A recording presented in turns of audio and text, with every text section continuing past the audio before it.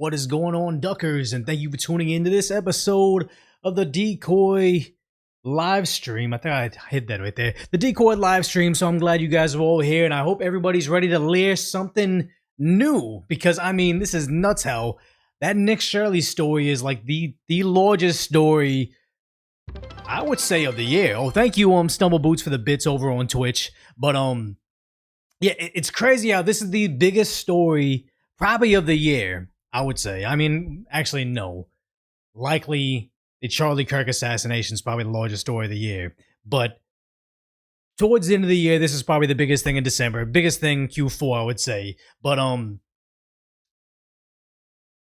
it's everywhere, and I think the ramifications are going to be colossal in the coming year. So yeah, everybody here is ready to layer something new. I think this is good. Yeah.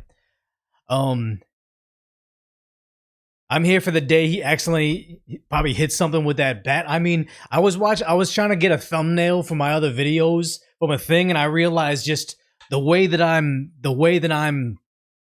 I take up space here. Like, it's a pretty large office over here for me, like, to do stuff in. But honestly, I'm always kind of cramped up because I'm here next to my my screen. I got my bat, I got my chair over here. I mean, I should probably figure out a way to take advantage of this large space I have. It's like an entire bedroom dedicated to just YouTube studio stuff. So honestly, I should probably I saw over at IKEA, there's like a podium for, like, if I was going to if I was giving a speech or like a presentation. Honestly, I thought maybe I should get the podium to sit there, and I can be kind of farther away from the camera. I'd have more space for the bat. I probably could even like do that little that air tee where it's a it's not like a T-ball tee, but it's a little thing that puts a little, like, a wiffle ball. It makes it float, and I can just sit here and just buy dingers, you know, just hit dingers the entire time. IKEA's crap. You gotta invest. You making bread now. I mean, let's be honest though. So how much of this room, I'm obviously not sponsored by IKEA, but of this room, how much is IKEA? Like, that thing right there is IKEA. That's the two-way safe. That's not IKEA. But that what do you call this thing? Bookcase? IKEA. Thing down there is IKEA. That over there is not IKEA. That light's not. But I mean, of the fixtures behind me, this table right here is IKEA. It's a standing desk, so that's like Amazon stuff. This little drawer right here is IKEA. Like, it's all kind of I'm making the dollar stretch, man. Decoy would rock a podium, like banging and slamming it in printouts. Honestly, I kind of feel like as I get older, I'm trying to take care of my eyes more. Like, I just have way too much screen time. Like, what do I do? I go for my morning walks and I get coffee. I do computer work. I'm on my phone doing computer work, and then I play Expedition 33. Like, I'm constantly on screen. So honestly, I used to think I should be like Alex Jones, where he just has all his stories printed out on paper, and he's like old school reading off stuff. And I'm like, that would probably be the best way to do it, to save my eyes a bit. But honestly, probably not. And yeah, good caller. I think that was Asobi. Asobi called that out. Yeah, Asobi said that's the Gundam Death Scythe back there, and that's 100% exactly what it is. That's the tiny little model of the Death Scythe. I got a model of the heavy arms. I thought that'd be dope to have sitting right here. The two-way Gundam with all his minigun and everything. But honestly, it was way too complicated. Yeah, you love your gunplay. I talked to It's a Gundam online too, and he loves putting that stuff together. But honestly, when I opened up that booklet of, like, the little packaging to build that model, it, like, the book was like this thick of how to build it, and I was like, there's no possible way I'm gonna finish it. Like, I started to, but honestly, the top of my building abilities is like Lego. That's about Lego status. So I mean, I have the mental capacity of a child. I can't. Yeah. Yeah, IKEA food. I haven't had the IKEA food, but honestly, I've I don't know. Maybe, is that weird of me that I like to go to IKEA and just kind of wander around? Like, if I'm gonna buy something, I know what I'm gonna buy. I go to Target. I know exactly where I want to go. Like I go to a shoe store, I know, okay, this is the shoe I want. I'm not gonna browse so much. But IKEA, I know I want to buy a little cabinet, and I'll just wander the entire store the entire time. Gundam style, maybe Sunshine. Is that a no? It's not. It's not Gundam style. It's wait, is it Gangnam? No, Gangnam style. Maybe I'm a little racist now. Gangnam style is not Gundam style, but the way I read that was different. Yeah. True men build Gundams. I mean, that's a toy, so I can't really.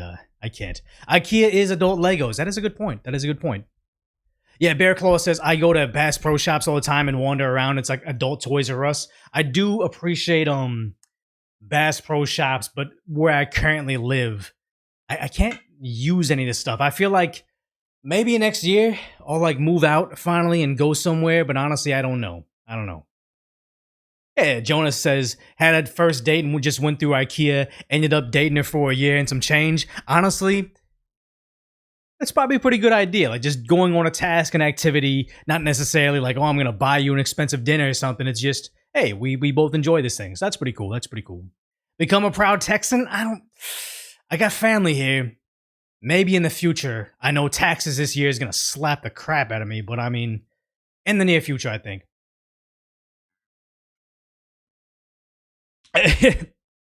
Adult Toys R Us could be heard differently. Very true. Very true. IKEA dinner is good and wholesome. I just don't think I've ever sat down to eat there. Like I heard like the meatballs are really good, but I don't know much about it. Yeah, no state income tax over in Texas. I've heard that um Governor Governor Ron DeSantis in Florida, there's no state income tax, but also he's trying to get rid of property tax as well. So I mean that might be a place I want to go to. The real sponsor Coca-Cola, man, I wish. No. Um this is just I'm like I said on the last live stream, I'm addicted to soda, and this is the only time I live stream. I'll be on here for like 2 to 3 hours. I'll treat myself to something nice. Okay, Iron Marshmallow says 100% disabled veterans don't pay property tax in Texas, which is, I mean, you don't want to become a disabled veteran, but I'm glad they're doing something for veterans over there. Elizabeth and Joshua say Tennessee has no state tax. Yeah, I heard, conservatives, they want to move to Tennessee, Nevada, oddly enough, Arizona, Texas, Tennessee, I said, Florida, like the no income tax states. And, I would like to do that, but I just don't know how I'd feel about being like a plane ride away from all family. Like it's hard enough for me to visit them as it is, and I'm like 20 minutes away now. So yeah. Oh, Balkan says hello from Sweden. Okay, we've just been talking about Legos and IKEA. I feel like we summoned you to this chat. So glad to hear you here. So yeah, the most you can have says go to Nevada. You're a 4-hour drive from family. I really considered Vegas. Like honestly, I like the Vegas. I'm a degenerate. I like to gamble. I like it's kind of cool. They'll have like a baseball team. They got a football team. They're gonna have a basketball team, I think. So it's like it's got sports teams. Maybe I'm not a fan of them, but at least the teams I watch will visit there once in a while. But then, yeah, see, Master says, do not move to Vegas. I wanted to, and then I heard bad things about their healthcare system. I've heard bad things about their local schools, and I heard randomly they have a huge mosquito issue. Like when you're on the strip, everything's taken care of, but those kind of shadier suburb areas around there, there's a reason why they're cheap. So honestly, I don't think I want to go to Vegas. Move from Las Vegas from Chula Vista and don't miss it. Okay. What's up over in Australia? Wait. Yeah, Decoy moves to Vegas and streams from his cardboard box after he gambles his money away. I would say I'm a responsible gambler. I do like to gamble, but I'm not like I say I'm a degenerate just because like I'll go to Vegas and I'll just put $100 on a team I know isn't gonna win, but I'm like, yeah, but think of the potential. I know I'm gonna lose that $100, but it makes the game more fun. I'm never gonna bet the house on something, but yeah, I could see that. Cardboard Mansion, yeah. Very few mosquitoes up where you're at in the middle of the Rockies in Colorado, but what else is there to do in Colorado? Like, I've even lived in emptier parts, like suburban parts of California, and I don't need like nightlife, but honestly, it's weird when like everything closes at 8. Like I'm used to like LA now where everything's 24 hours. I remember I was in more of a suburban part of LA, not part of LA, Ventura County, and it's like, oh, I want to go to Taco Bell. Everything closes at 8. Like the restaurants, the shopping mall, just it's a sleepy town up there. So no, I kind of want more something to going on. Just avoid Yellowstone. I mean, I like the show. How is it really? It is. LA isn't 24 hours. Vegas is. The one thing I'll say about Koreatown is in Los Angeles, Koreatown, LA, is it is 24 hours if you know, you know. It's kind of sad, but a lot of places, like, they don't serve after 1 a.m. in LA. Well, actually, most bars do last call at like 12:30 a.m. A lot of parts of the city, it's just, if you know, you know, it's still open. Wow, after COVID, most things in Vegas, other than casinos, closed by 9 to 10 p.m. I believe that. COVID really wrecked the service industry. They're saying Las Vegas really isn't 24 hours anymore. Yeah, when I went to the, yeah, you know what? The most you can have, K-Town's only 24 hours. If you're Korean, that's somebody that knows. It's, I'm not going to put their business out there, but it's 24 hours if you're Korean, if you know. Yeah. Texas is a spot. You live there for 5 years, decent housing costs, no state tax is a game changer. Cheaper gas, cheaper insurance, still building and growing. Yeah, I feel like it is growing, but they become like Austin, where it's very blue and very like liberal, and then I'm trying to escape it, not just go to another area. Yeah.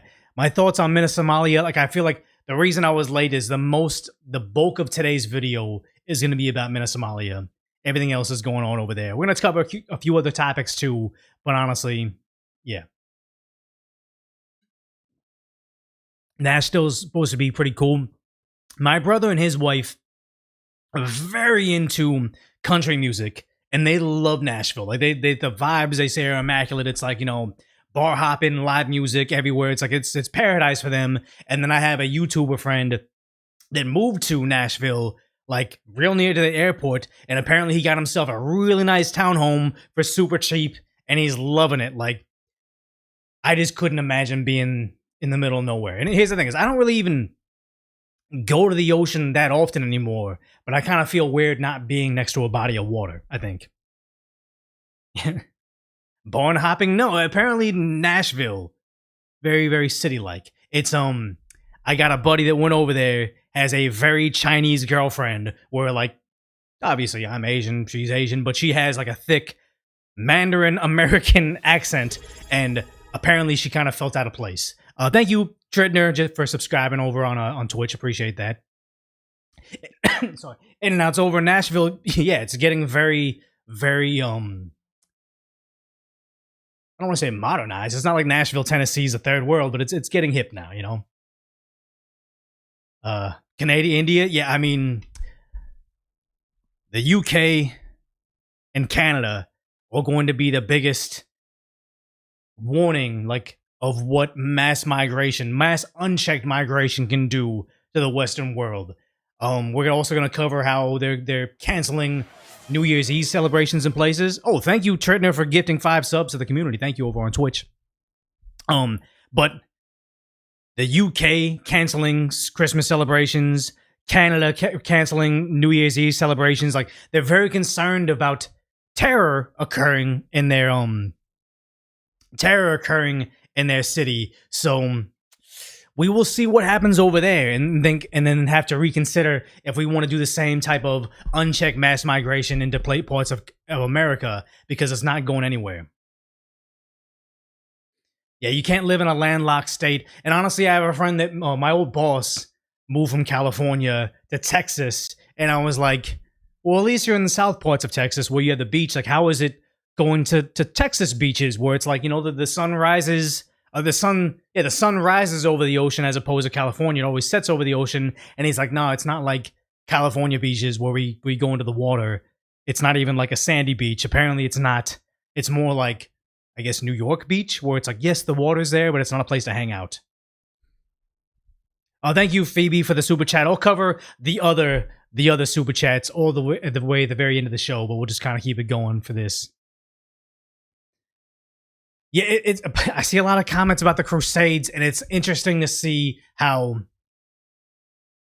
people are seeing them differently now. Before it was like the most, the biggest atrocity that the, am I getting it right? Catholics? Not Christians. I believe it was Catholics, right? That they committed, and now a lot of people are starting to see it in a different light now. Very, very interesting times.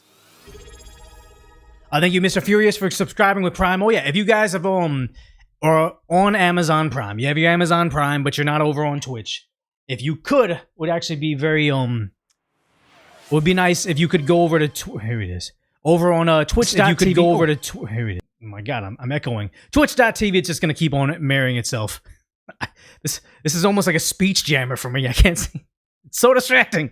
But over on twitch.tv/decoy, you can become a subscriber with your Amazon Prime sub. If you attach your Amazon Prime to twitch.tv/decoy, you can give me a $5 a month subscription. It costs you nothing. That thing is so distracting. Costs you nothing. Yeah, thank you, Madamus, for the Prime sub. Costs you nothing, but it can give me something, so I could appreciate that. I can understand it's a little confusing to set it up if you've never been on there before. So if you can't, perfectly fine. Just enjoy the channel. It's fine. Yeah, if YouTube's the only social media account you have, that's cool. What's up, KO, for being over on Twitch? But I mean, it's good, I think, to be on Twitch, to try to reach that audience over there. Also be on YouTube, also be on Kick, on Rumble, all the platforms we're hanging out on, just so we can try to see if you can reach as many people as you can. Oh, thank you, the Victim, for the Prime sub. Really appreciate that.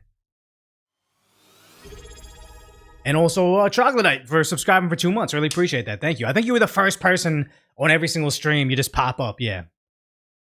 Yeah, thank you for the support from Canada, Mr. Furious. Thoughts and prayers for you up in Canada. Canada's kind of getting dicey right now. And the thing is, like you say, the crazies are on Twitch. I would say the craziest commenters or live chatters are definitely on a different platform. One that shall not be named that I'm actually currently on. But I should be a Sobe, but honestly, that's probably my least watched platform. I think we got, what is it, 40 on Kick, 60 on Twitch, and 800 over on YouTube. So that's pretty cool. Here's the thing is, okay, so Lone Raven says Hassan's on Twitch. Heck no. You don't want the people that go on Twitch to have absolutely no alternatives other than Hassan and whatever like lefty political streamers that Twitch traditionally caters to. They're going to give me the opportunity to come on their website, have like, twitch.tv/decoy, which is pretty cool. And also just, become a partner out the gate. I'm going to give them a shot because I kind of feel like this is Twitch slowly trying to pivot away from the very, very extreme personalities that have almost been exclusive to their platform. So we may have a specific outlook on what Twitch is, but if they're going to give people like me a chance, I think we got to give them a chance too, because their audience is very valuable. Like maybe they don't even know moderate Korean guys with pencil bats that just kind of go nuts and just kind of go on unhinged rants for 3 hours at a time. Maybe they haven't. Maybe they would like this content that just was not available to them before. Yeah. It's a frontier. Someone says it sucks, but you need to reach your people. Yeah, and find new people, I think. Yeah, Pegasus is on there. Well, I know Nux is on Twitch, which is cool. But, oh yeah, JK says, anybody get the phone number for the Quality Leering Center in Twin Cities? They shut down now. They have since shut down. I think somebody found it was something like a $3 million COVID PPP loan. And it got forgiven. Like, this is getting gnarly, but we're gonna dig more into it. Yeah, so yeah, Nixia says, I learned about you from Zach, and I respect your time and opinion. That's the thing. It's like Asmongold is like the most right-leaning personality on Twitch, actually probably the biggest political streamer, period. But he's more right-leaning, and I would say that I'm probably a little bit more right than him.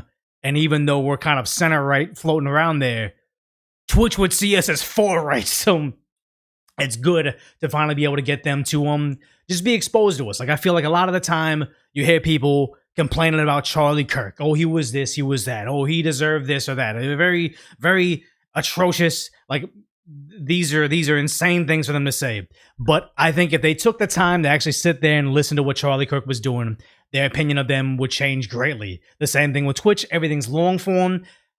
I'm sure a lot of people on Reddit hear a lot of bad things about me, but if they actually sat down to listen to Decoy or Decoy Voice for a long period of time, their opinion would change. Like I remember, oh, thank you, Sly Walker, for the Prime sub. I remember when I was on, what is the platform? No, when I was covering Johnny Somali.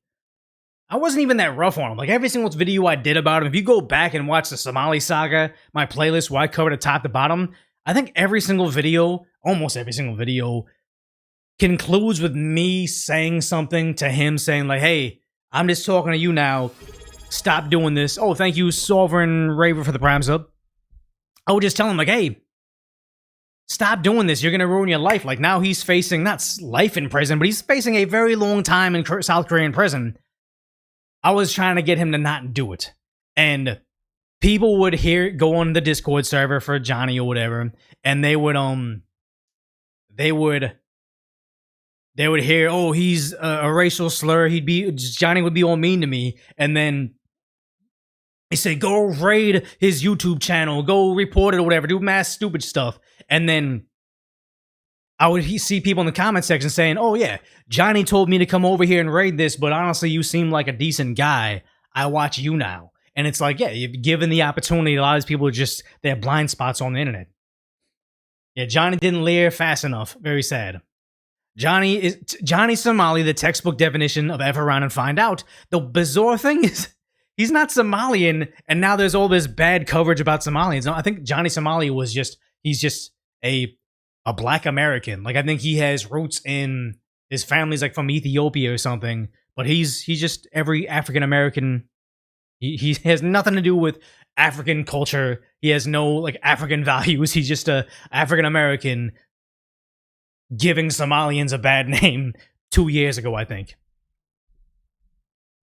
Yeah, raids were a good thing.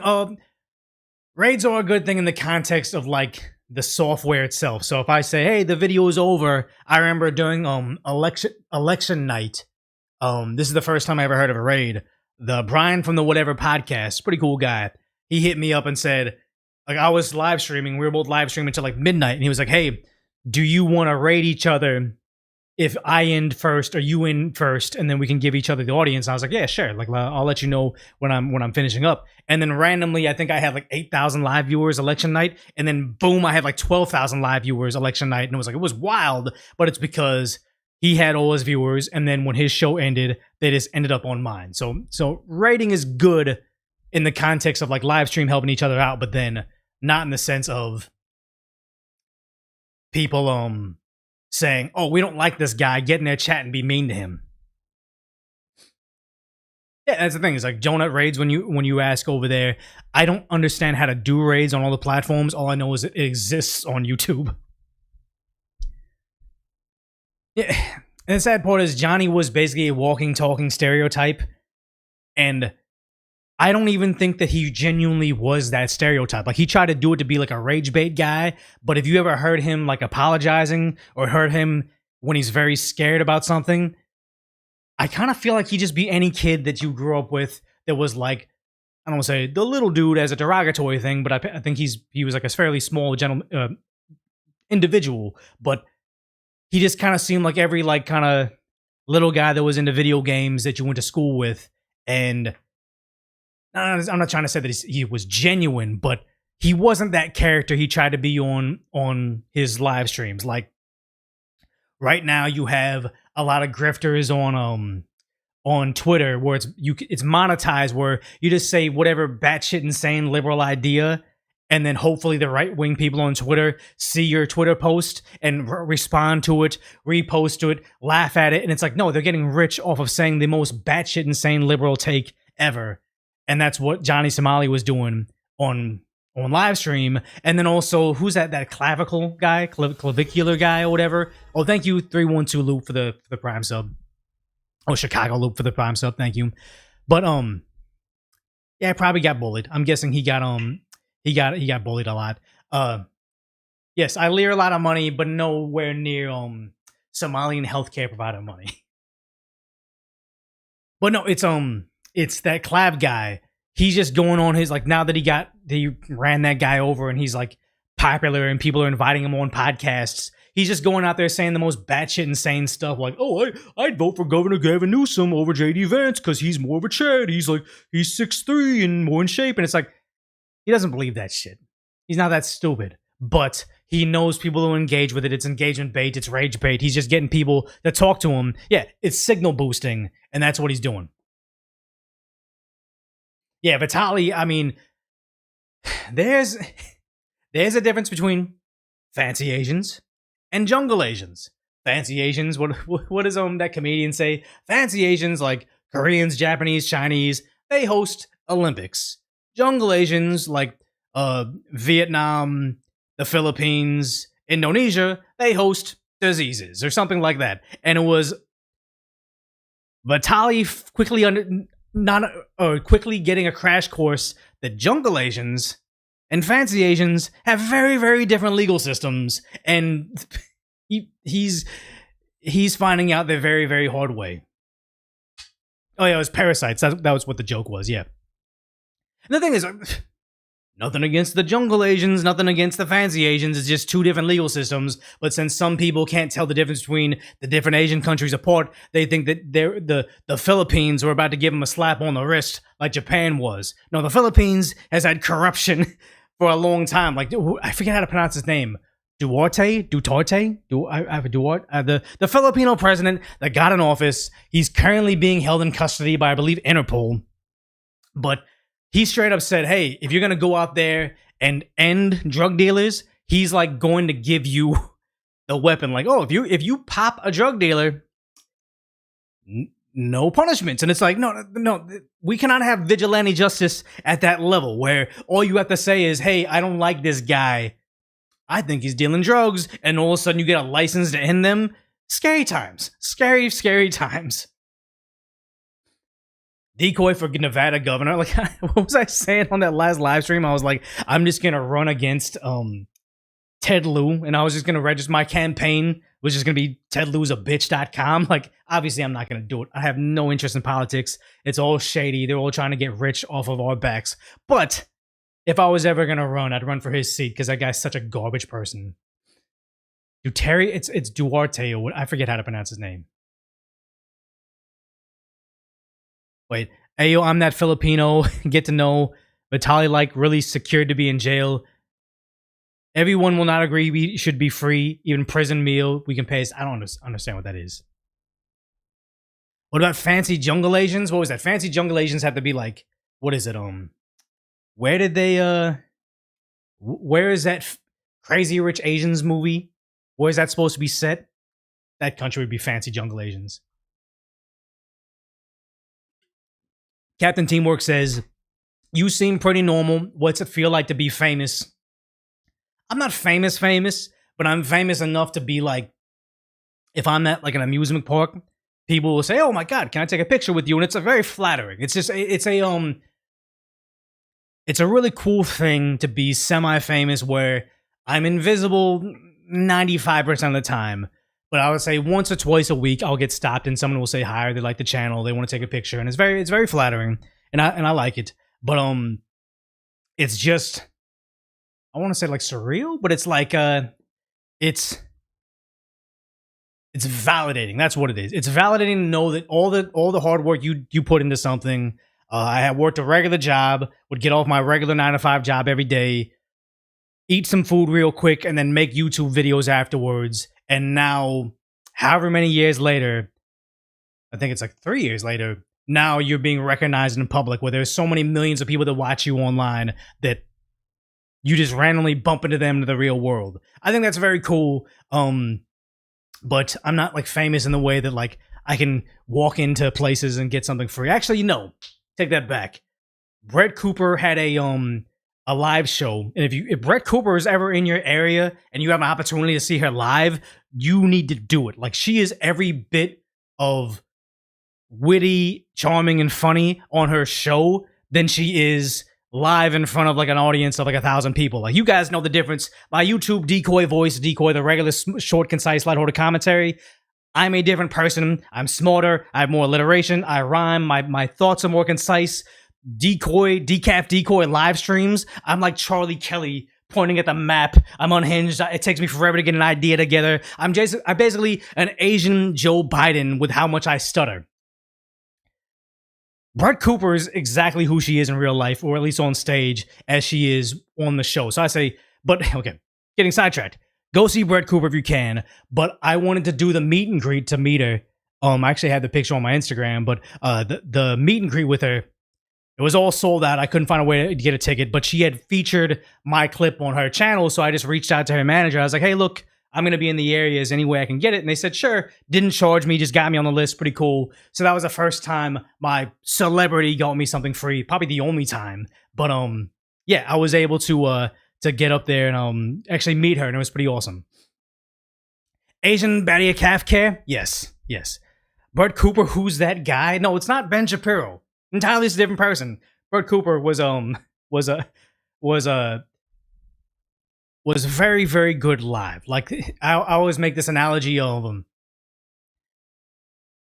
it's not discouraging to see somebody come up after you and do better than you. Like, I think I had 100K subscribers. She came out of nowhere. Then she got to 100K. I was trying to get to 200K. She got to 500,000. I was trying to get to 200K. She got to 1 million. Like, it kept on outpacing me. But then when I saw it live, I was like, oh yeah, this is why she's better than us. And I'm like one of those guys that played all 4 years in college, basketball. I didn't make the league, so then I went away to China to play a little bit. I played in Turkey a little bit. I struggled, but eventually an NBA team gave me the chance. I'm playing in the league. I'm a starter. I'm not an all-star, but I'm in the league. And then you see someone like Jason Tatum, Cooper Flagg, or even like a LeBron James straight out of high school, and you're like, yep, I'm never going to be that good. Never going to be that good in my life, but that's perfectly fine. At least I'm here too.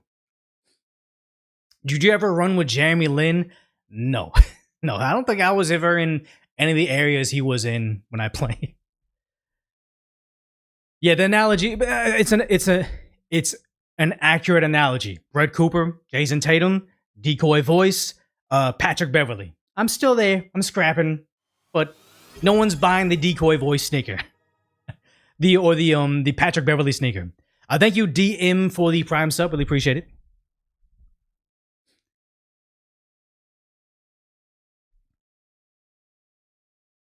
Yeah. Better for my mental health. Can I make a jump shot? No, I'm terrible at that. I have what do you call it?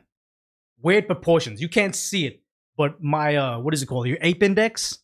My arms are like, what do you call them? Like knuckle dragger. Like my arms are. I have a very short torso, insanely long legs, and really, really long arms. Like, you know, your arms should be the same length as your height, and I think I'm like +5 inches that way. It's like a rock climbing thing. It's like, yeah, I'm built really weird. So it's like the Celtic Rajon Rondo, like 6'3" or 6'1". He should be a good jump shooter, but since his dimensions are all weird, it's like he can't shoot like that. It's like I don't know what it is, but it's like, yeah, I'm not built for basketball, guys. He's a mutant, guys. Get him. Yeah, I mean, it's probably the only thing you can't see. I mean, the only thing you can't unsee it now. Built like a wide receiver. It's like, no, it's like I'm built like a rock climber. Got all the advantage in the world, just not for like sports. You have a really long torso and baby legs? No, it's the opposite. It's like, you know, I'm not the tallest person, but I feel like nobody's ever called me short because I have the right dimensions, I guess. Height vary depending on your lifestyle. An Asian not built for basketball? I know, right? Isn't that crazy that we're just so stereotypically known for our basketball prowess? That's why, like, I got this, like, I was watching television on this weird, like, website, and it had Filipino Pro Basketball League, and it was, I'm not trying to make fun of these pro basketball players because they're all better than me, but it was not pretty basketball. Like, people make fun of WNBA basketball for missing layups and stuff. This was on another level of bad.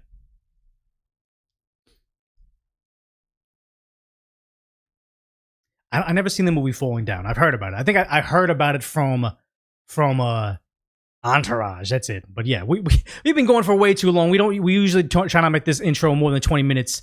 This is 37-minute intro. So let's go ahead and get to the first topic. If you haven't already, subscribe over on Decap Decoy. That's where we got all the clips of the live streams. Like, whoa, yeah, 56,000 subscribers. That's pretty cool for a relatively new channel. If you haven't already, check me out over on twitch.tv/decoy. If you got Amazon Prime, if you've never been on there, you can hook up your Amazon Prime account to your Twitch account and give me a Prime sub. It costs you nothing, but it's like $5 a month for me as far as like a membership is concerned. So yeah, I'm on Instagram, whatever. It is what it is. But yeah, we got to cover the biggest story ever because yeah, Nick Shirley goes to Minneapolis, exposes $110 million of fraud, is now at 121 million views, which is astronomical. I think over on YouTube he has over 1 million views right now. But the crazy thing is Secretary Kristi Noem says ICE is going on the ground in Minneapolis right now, and this is as of today, this morning, saying conducting massive investigation on child care and rampant fraud. For Vanity Mansion is the location, is where everybody comes. Perfect. Are there any subcontractors or anything you guys deal with? Like what Say like other businesses that you partner with that you use for a service of any kind, maybe transportation or anything like that. No, we provide usually parents and they come like this, drop the kids, they go to us, and then we take care. Which they're out there questioning people. It's probably the preliminary portion of their investigation. But now you see this from ICE Gov. ICE's boots in the ground in Minneapolis investigating suspected fraud sites. American taxpayers deserve answers. And you see this video, and they always put together these cool little preview-looking things. I guess we don't need this music, but it's like, cool, I guess, whatever. You're in there interviewing business owners trying to find fraud, but I really wish these agencies would spend less time making gotcha social media posts, putting music to stuff, saying, oh, it's like Pokemon, gotta catch them all, and they're doing all this. Like, this means nothing to me. Like, I'm glad they're doing it. Go out there and investigate it, but American taxpayers deserve answers, not more sassy social media posts from your newsroom. Like, if Kilmore Abrego Garcia is still out, I thought he had been deported. It just lets me know that they're not very serious about following through. They make a big fanfare about arresting him, that he has this long history. We got him. We're sending him back home. No, we're not sending him back home. We're going to send him to Africa. He's going to Uganda. And then he's out there making TikToks. What, he's singing songs? Like, they're not accomplishing anything. What is this? Like, yeah, what is it? Sarah says, Nick Shirley breaks the story, and the governor says, oh yeah, we should look like we're doing something.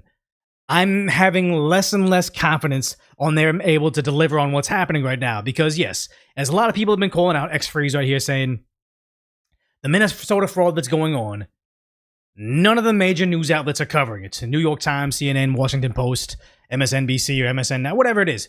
No, they're not touching this story because they don't want to be seen as spooky racist or whatever. But the insane thing is local news outlets have been covering this for quite some time. But to me, after COVID, after all the lies, the average American just kind of tunes out what they say because they don't trust them anymore. So even if a local news outlet actually covers it, nobody's listening to it, especially or law enforcement agencies, because just legacy media is such hot garbage nowadays that why would you bother listening to them? In an East Side St. Paul apartment, found him like this, called 911. a man is found dead. He's got rigor and lividity, so he's been deceased for a long amount of time. Across town, a phone rang with a call no parent ever wants. To inform me that my son was deceased. And my first thought was, no, and start crying. Mickey Klemmer's son, 39-year-old Rick Klemmer, died of what the medical examiner ruled natural causes, an enlarged heart. But what KARE 11's investigation uncovered through Medicaid billing records and police body cameras Rick was last seen yesterday. makes Rick's mom now suspect what played an enlarged role is neglect and fraud. If they were really providing him the services they should have been, he would be here with me.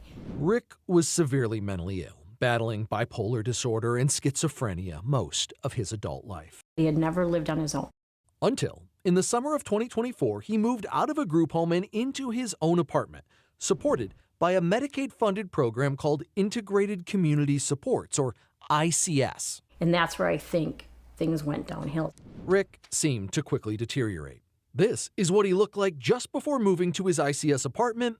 8 months later, Yeah, he needed to be, sad to say, he needed to be institutionalized for his own safety. Sad to say. He'd probably be still around, well, he'd still be alive right now. But the idea is somebody defrauded the government, got funds because they said they're going to take care of him, and ended up ending his life. And they knew about this back in, what is this? They knew about this fraud back in, what is this, January? I believe it was in January of this year. Some health services LLC owned by a guy with not a classically American name was in charge of him, in charge of taking care of him, and was probably receiving, what is it? They say $400+ a day to take care of him, and they were letting this happen. Very, very scary stuff. change drastic. Overseen by DHS, the Minnesota Department of Human Services, ICS is designed to help adults with disabilities live more independently in their own apartment with one-to-one daily assistance for things like health, safety, wellness, and household management. Vulnerable people need these services. Was Rick getting Okay, so yeah, I didn't realize how long this story was. the ICS company about their billing? But finding them is harder than you think. Their office is inside the back of an old strip mall, but no one Old was strip mall, just exactly like that Nick Shirley video. It's almost the same thing that has been going on for a long period of time, and yet they've done nothing about it for an entire year. there during business hours. Their webpage is a skeleton. The generic placeholder Yeah, this is a website that anybody can go on, one of those web, I'm not gonna shout out any particular one, but like the GoDaddy or whatever. You go on that website, you say, I'm building a website. They have all the links, all the stuff. You can customize it, but it just has the lorem ipsum text, the placeholder text in the beginning. What is business it here? hours. Their web Yeah. Oh, so wait. This is nuts. It's generic healthcare website template. Experience compassionate staff. Collaborative approach with families and nothing. Commitment to promoting. It's like someone doesn't even speak English and they wrote this. page Providing comprehensive support service to help you live your best life. And this is some stock image. And they're probably getting millions. is a skeleton. The generic placeholder address listed as Main Street, Anytown, Minnesota. According to Secretary of State records, Ultimate Home Health Services manager is Othman Mohammed. His LinkedIn page claims he's also a nurse at Hennepin Healthcare. Huh. Othman did not respond to any of Carol Evans' attempts to contact him. But his company is now part of a story that in Minnesota sounds all too familiar. Alleged overbilling in a DHS-overseen Medicaid program exploding in cost. The level of fraud in these programs. See, because they keep on hiding behind healthcare in the sense that just like they hide behind the word racism, we're doing DEI so we can combat racism. And if you're not willing to combat racism, you must be a racist, so you got to be on the side of DEI. In the same sense, they keep on saying, we're doing healthcare stuff because we want people to live their best life and be healthy. You don't want people to die, right? We're providing services to the disabled, the kids, the minorities, to immigrants. You don't hate those groups, do you? And if you don't want to be labeled a xenophobe, you have to give us blank checks so we can fight this, even if at best the patients don't exist, or at worst they do exist, and they're so neglected that they actually lose their lives. Like, this is nuts. Is staggering. While announcing indictments in the wake of a prior Carol Levin investigation, federal prosecutor Joe Thompson said the DOJ was also finding fraud in the ICS program and at the state capitol. Yeah, September 17, 2025. How come it took a YouTuber to blow this story up? Everybody should have known about it, but again, nobody trusts their local news outlets anymore. And also, Minnesota wasn't delivering on any of it. Like, yeah, the FBI looked into it, but were there mass arrests or were there like local judges overturning the cases? Scary stuff. The massive fraud Well, thank you. that is Yeah, going bro. on in ICS. In a fraud hearing, an ICS client named Kane Pence warned that taxpayers were being billed for services he was not getting. $276 a day in my case, and they don't do jack. They do nothing. And this is one guy speaking up. I wonder how much of the homeless fraud, how much of this same fraud is happening. Thank you, Stumbleboots. How much of this stuff is happening over in California right now? Because remember, I did that one street interview with my buddies. We went down to Santa Monica. And they talk about cleaning up the homeless, and they give them services. They give them like housing vouchers and everything. How much were the taxpayers being billed for those people to go out there and hand out syringes or hand out Narcan or hand out vouchers for free apartments?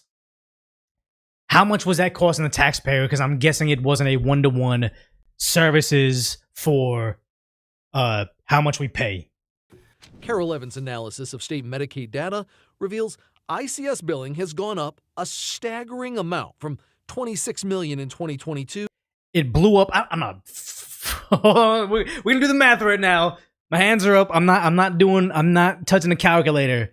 But between 2022 and so in 2 years, I did that math correctly. This went up. This skyrocketed 4, 5, 6, 7 times. It skyrocketed 7 times. I know this is silly, but I got to do the math right now. 168 divided by 26. That's 7. 6.46. Close enough, guys. I'm layering here, guys. I'm layering. But yeah, 640% increase, and no one stopped to think, hey, is there really that many people to give health care to? Like, this is an issue. To About 2 times, bro. Exactly. $168 million by 2024.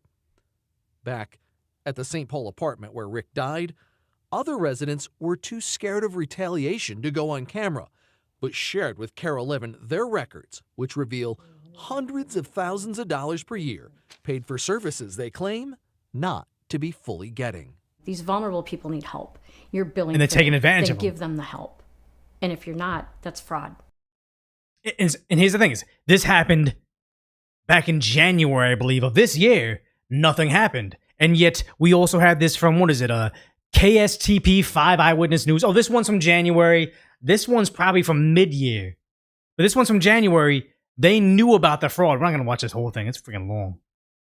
Lawmakers recently pledged to crack down on fraud in state government programs after scandals questioned their oversight. We got complaints about the Child Care Assistance Program and took a closer look at some of the daycare centers receiving millions of your taxpayer dollars. And we found reports of violations state investigators called a threat to the safety of children at centers that continued to receive those federal dollars. And here they go again. Oh, this is like. You have to provide child care. You have to provide services to the needy, like the kids they need. Like they keep on hiding behind these hot phrases. They know you can't deny them because that makes you a bad person because that's the fraud. Oh, you need to provide services to these kids or else you're a bad person. And that's the way that, Governor Tim Walz gets his state to pass all that stuff because he's providing for the needy, and yet it's likely going to be just fraud.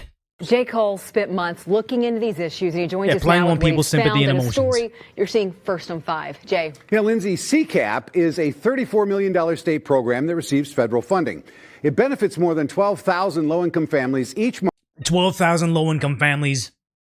I'm wondering how many of those people are actually working poor, not actual just ghost kids. Because we're going to get into it a little bit more they're just disappearing.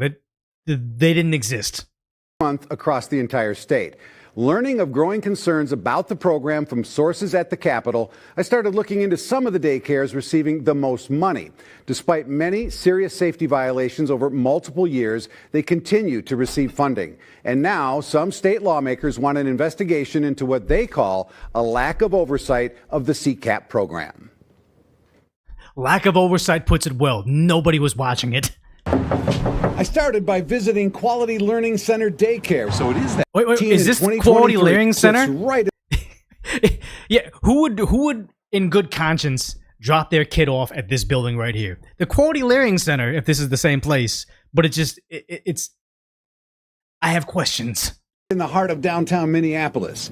Between 2019 and 2023, the Minnesota Department of Human Services found 95 violations at this location. They range from failure to keep hazardous items away from children to no records for 16 children. I think they traffic them. I think some of them are being trafficked. I think some of them are disappearing. I think some of them are being trafficked because how do you have a place that has 91 violations, but also no record for a whole bunch of kids? So either they're defrauding us or they're being sent away. How come they won't put it behind bars instantaneously until we can identify where these people are? Not lack of oversight, zero oversight. Which include things like immunizations, emergency contacts, and medical needs. So state investigators placed Quality Learning Center on a conditional license in 2022. Conditional, you get them zero license. You don't let them operate still if they're missing 16 people. Daycare's location several times, and only once did I see people there. Oh, that's your daycare. But I did not see any children. So there are 80 kids in there? This is the same exact story that Nick did, and they had it a year in advance. But nobody cares. It's why Elon Musk buying Twitter is the most consequential thing for democracy in our era. No. After school? Okay, gotcha. All right, thank you. DHS declined an interview, but in a statement acknowledged Quality Learning Center was put on a conditional license because of its poor safety record. But it still received nearly $8 million in taxpayers. How can you fail and still get $7 million or almost $8 million? Oh, you know what? It's dangerous to be here. Graffiti everywhere. Can't keep track of the kids. We don't know where they are. But $8 million sounds about right for conditional license, right? We don't know what's happening to the kids, but maybe $8 million will fix it. Money since 2019. Its conditional status removed in 2024. Oh, so they gave them their status after. So after somebody was getting bribed on the back end. I'm willing to bet somebody was getting bribed on the back end for this. At another facility, the Minnesota Child Care Center in this South Minneapolis building. More. I found it at the end of this malls. Small hallway with a steel door, no windows, and no visible security cameras. That's the sign for the place. State records just graffiti Child Care Center. My God. Show between 2021 and 2023, the daycare had 36 violations, some of them serious. They failed to request initial background checks on 6 staff in 2023 and failed to request repeat background. Not only is it criminal that this thing existed in the first place, I think it's criminal if you're a parent knowing about these things that are going on in the back end and still enrolling your kid. There's supposed to be 90 kids there. There's 90 sets of parents that I think need to be they need to seriously rethink themselves if these kids do indeed exist. Background checks on 8 staff in 2024. Ultimately, the state would accept corrective documentation on these violations. Wasn't anybody here last time either. Yeah, what is it? Arrow says, don't understate the top cover they were given. We're going to talk about the news stories they gave them. But local CBS News is playing it down, saying Shirley was a nobody and his work had to be validated. Yeah. Shirley's not a nobody. He's been doing great journalism everywhere. He went down to CCAT. He's been in Europe. He's covered a lot of stuff. Award-winning journalist, over 1 million subscribers on all these platforms. But even if he is a nobody, even if he's not a journalist, he was just some random kid doing a high school project, discovering this Minnesota child care center that's made in graffiti. It should still be validated. We should still be looking into this. Still investigate these wild claims. Maybe it's nothing. But seeing what we see and what we've seen for the last year or so, we need to look into it. CBS saying, hey, he's a nobody doesn't mean that this is okay. I visited several times, and each time, no apparent sign of any workers. And each time, no apparent sign of any children. And here's the thing, is the overspray looks shady, shady as fuck, but here's the thing is, if they're getting millions of dollars, you would think their sign would be better. Think there's anybody there? Since 2018, Minnesota Child Care Center, however, There's no received doorknob. $11.5 million in CCAP money. I asked DHS why daycare centers could still receive millions of dollars with questionable safety records over multiple years. In a statement, DHS said under state law, they can only stop payment, quote, when a provider intentionally gives false information or submits false attendance records. If they can't document those 16 kids, that looks like false records. How come people weren't behind bars? A provider is operating after a suspension or revocation of its license. There's a credible allegation of fraud and or a provider refuses access to attendance records. I mean, at least we have credible claims of fraud right now. What does that say to you? It says that the oversight is incredibly lacking. I shared our findings with House Speaker designate Lisa Damon. Are we keeping kids in Minnesota safe? No. And what you're showing me Okay, here, here's the thing: is like, are we keeping them safe? No. But also, I don't think these kids existed in the first place, because you see this over here from Fox 9. This is from 2018, so they knew in almost at Somalia, in Minnesota, in Minneapolis, since 2015. Wait, they say this is from a 2018 Minnesota criminal prosecution against Somali daycare fraudsters. This CCTV footage is from 2015. So for over a decade now, they've known this exact fraud has been occurring, and yet it's still occurring. I think Tim Walz has to go to jail. Like, look at this footage. Order for the scheme to work, the daycare centers need to sign up low-income families that qualify for child care assistance funding.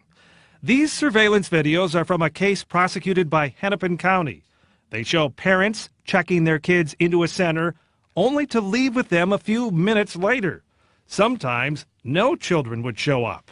But either way, the center would bill the state for a full day of child care. This is happening everywhere.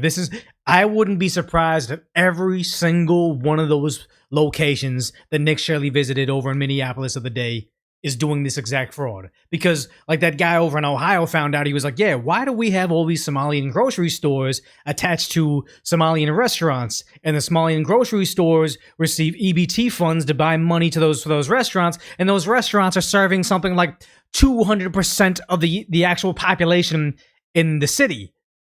And those grocery stores are attached to restaurants that are also attached to daycare centers, which are also attached to healthcare centers. And I'm like, these are just, somebody figures out the fraud and tells all their buddies, they buy out a strip mall and just build this same fraud center over and over and over again. It's leering overload, man. It is scary that worst case it's fraud. No. Best case, it's just billions of dollars of fraud. Worst case, where are the kids going? They're missing. This video from that same case shows a man handing out envelopes of what are believed to be kickback payments to parents who are in on the fraud. Yep, that's the same thing with EBT frauds that's going on in all these these grocery stores and restaurants where they come in there with their EBT benefits. They give them to these fraud businesses, and they give them like 50 cents on the dollar. Everybody's getting rich off it, and yet somehow nobody can catch it. Or actually, they did catch it back in 2015, and nothing was done about it. Where was the money going? I don't know exactly where it went, but it... Order for the scheme. You don't know where the money's gone. Where are the prisoners right now?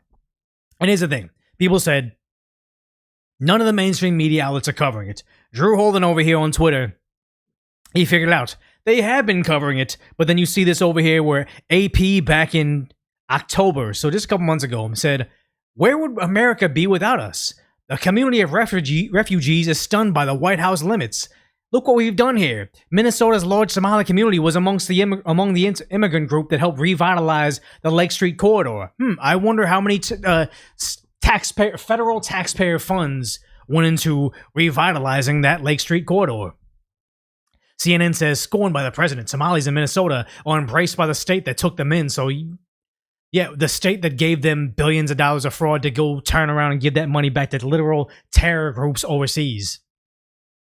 MS Now, aka MSNBC, said, Trump's targeting of Somali Americans is having an effect in Minneapolis.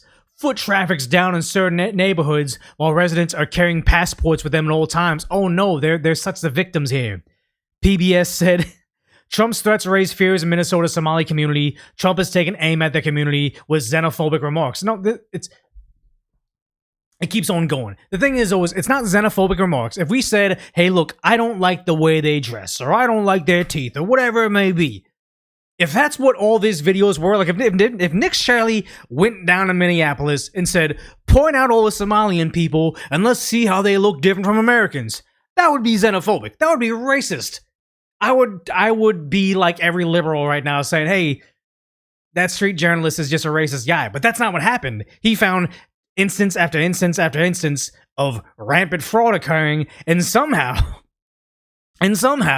they thought this is racist. Like, they're finding crimes. It's like this doesn't happen with any other community, with any other like political party. Like, you don't find, what is it, the Asians or the model minority, you don't find instances of white Americans finding out that we have a Korean fraudster or a Korean committing some crime.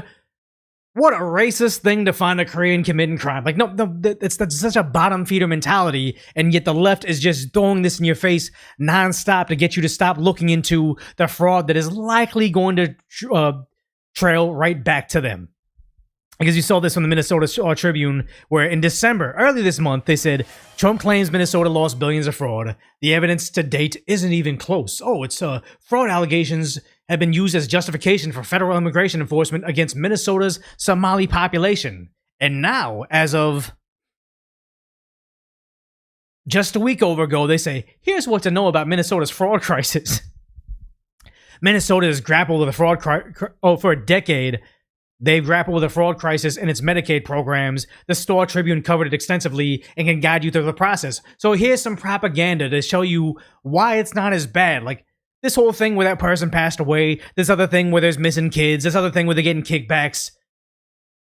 It's not, here's how we can teach you how to think about you losing billions of dollars to another country. It's sheer absurdity, but I mean, here we are. Because finally, like after all the criticisms of the mainstream media outlets not covering it, you see CBS News saying lots of conversation here about the massive fraud in Minnesota. Read all our full reporting right here. And it's just a link to this Minnesota fraud. But if you look at this, Homeland Security agents in Minneapolis investigating rampant fraud. Wall state officials question federal claim about fraud in Minnesota. It's all what to know about Minnesota's industrial scale fraud scandal. It's all just defending the fraudsters. Like, they finally decided to cover it, but there's no art on it. There's no pictures of the actual fraudsters. There's just, here's why that thing you saw wasn't as bad as that thing you saw. It's ridiculous because I think somebody, Data Republican says, your most recent story from the 20th is about Walz denying the fraud. Yeah, we finally covered the fraud by denying it. And then Forbes magazine, this is the worst one. FBI, this is as of yesterday. FBI investigating the alleged fraud scheme in Minnesota. Kash Patel says amid attacks on the Somali population. Like, literally, this isn't, we found some fraudsters amid attacks on the criminals committing fraud. Because we're not going after a regular Somalian guy trying to go to college, trying to better himself, trying to escape the abject poverty that exists back home in Somalia, that's trying to become an American, that's trying to adopt our norms, become into like embraces our culture. Like, we've seen plenty of that. But they say this is amid attacks on the Somalian population. No, this is amid attacks on the fraudster population, but yet Forbes deflecting again. And it's insane because MSNBC, aka MS Now, is straight up saying the real victims is on the American taxpayer. The real victims are the fraudsters. Sure. So these were funds that were meant to go to help feed hungry people during the COVID pandemic, to help keep people in their homes who were at risk of homelessness. So first of all, if there is fraud there... It was meant for these people that are like the working poor. It's meant to feed the needy. So if you were truly about feeding the needy, discovering this fraud should absolutely make you go apeshit. You should be going nuts right now saying that money was for the needy. It was for the poor people. Why are you sending that money out overseas? Why do you have luxury vehicles? Shame on you. You should be in prison for the next 50 decades. If that is not your response, if you're so uppity about feeding the needy and taking care of people with their health care.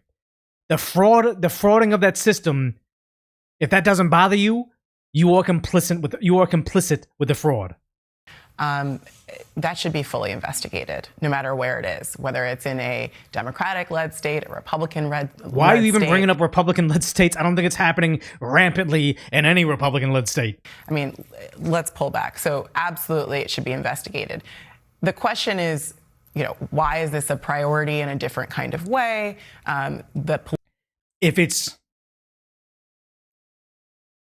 If there's a problem in a specific community that is happening more in other places, like I worked in security, I worked in investigations for a period of time, and there definitely were some crimes that were bigger among certain races. Like the biggest, I'd say, like shoplifter groups would be junkies, at least in the cities. It's just junkies, and predominantly junkies are going to be Caucasian, male and female. They're going to be Caucasian. That'll be a bulk of your shoplifting.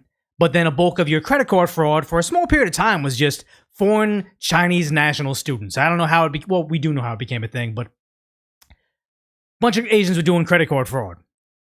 The idea that we were cracking down on shoplifting for a period of time and arresting a lot of Caucasian males, and we were cracking down on credit card fraud for a period of time and arresting a lot of Chinese males, like not just Asian males. It was specifically Chinese, predominantly Mandarin-speaking Chinese males. Doesn't mean, why are we looking in on this specific group? It's like, no, we're catching criminals. We're not kicking down doors of a Chinese kid doing math, watching Pokemon. I guess I should have not have phrased it in that way, but we were we weren't going after innocent Chinese kids. We were going after the fraudsters currently inside our store committing fraud. The idea that you would try to deflect it saying, well, why are you going after all these people of a certain ethnicity? Because that community is making all these healthcare fraud establishments. I'm sure there'll be parts of the country that's another ethnicity. But the idea that you're trying to say, look into it, but I mean, why are you looking into this group is sheer absurdity. Chinese kids and their Pokemons, yeah. That's not what I meant.